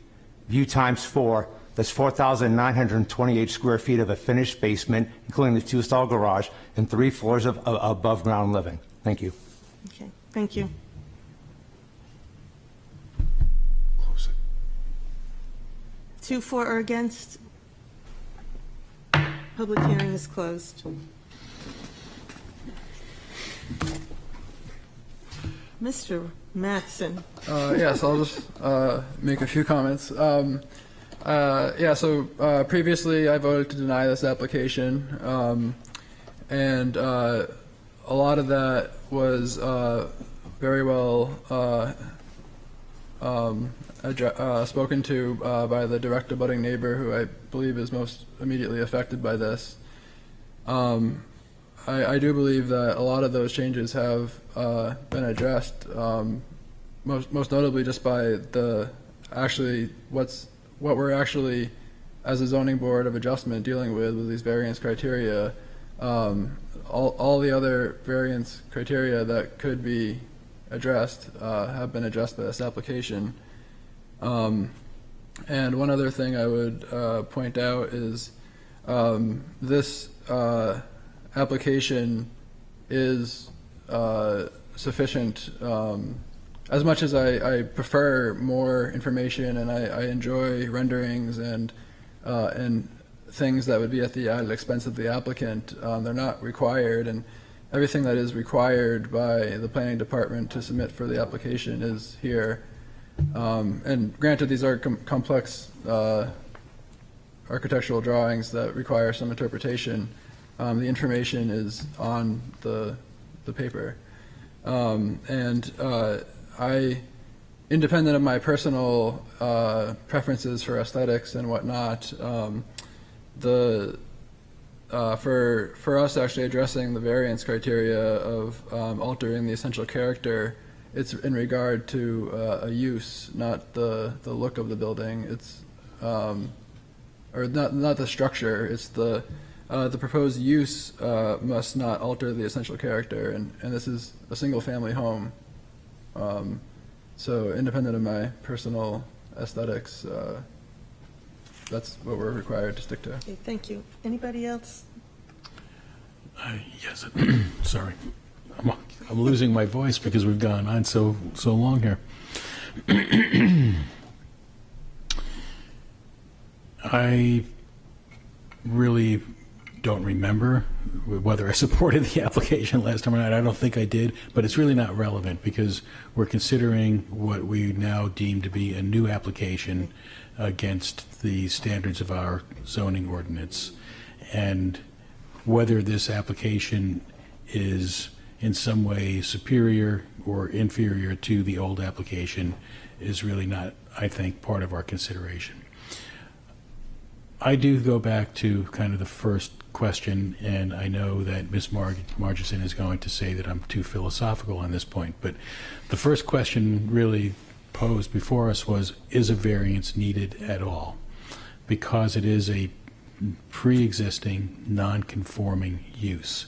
And what we have evolved in our understanding of that topic over the last 6 months is that if there is an expansion of a non-conforming use, then that is something that the zoning board can approve or disapprove. Hence, my frustration at not being able to get a direct, clear, simple answer to a simple question. What is the square footage of the living space of the current structure, and what is the square footage of the living space of the new structure? All I know right now, and really all I need to know, is that the new structure that is proposed here is substantially expanding the non-conforming use from whatever it was, 2,500 feet is what the estimate we heard, as reliable as that may be, to 3,300 to 4,000 or whatever the new number is. So that is an expansion. I will also comment that several of the comments from the public really resonated with me because of maybe a somewhat tangential issue, and even though it's late, I'm going to indulge myself a little bit here. I apologize. But as you probably know, I moved up here from New Jersey. I spent a lot of time at the Jersey Shore for many decades, not with, the situation and those guys. I'm talking about the family-oriented part of the Jersey Shore that started out as a Baptist camp, and over the years and decades, as property values went from this is a bunch of sand that nobody wants to this 50 by 100 foot lot is worth $3 million, the character of those neighborhoods completely changed because everybody who bought these quaint cabins, really, to be by the shore, tore them down and maxed out everything they could on those lots. So listening to the public comment, I do think there is a concern about that. Obviously property values in Portsmouth are skyrocketing.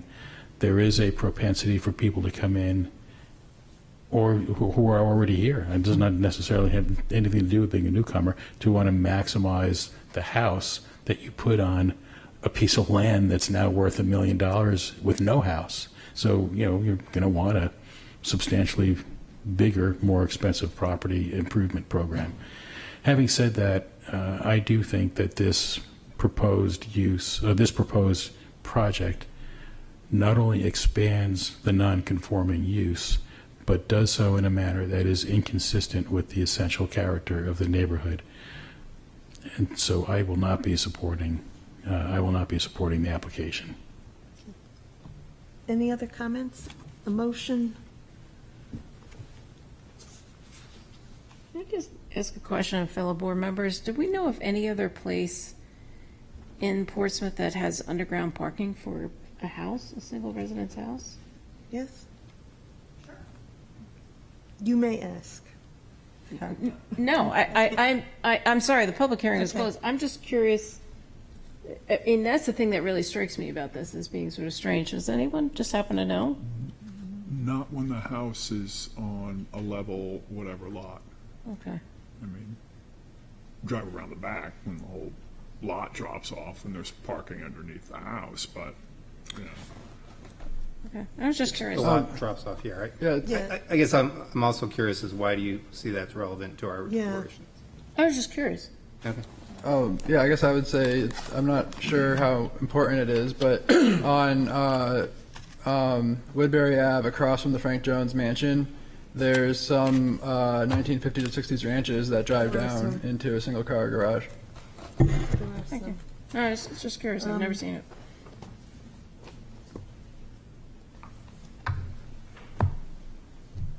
What would you like to do?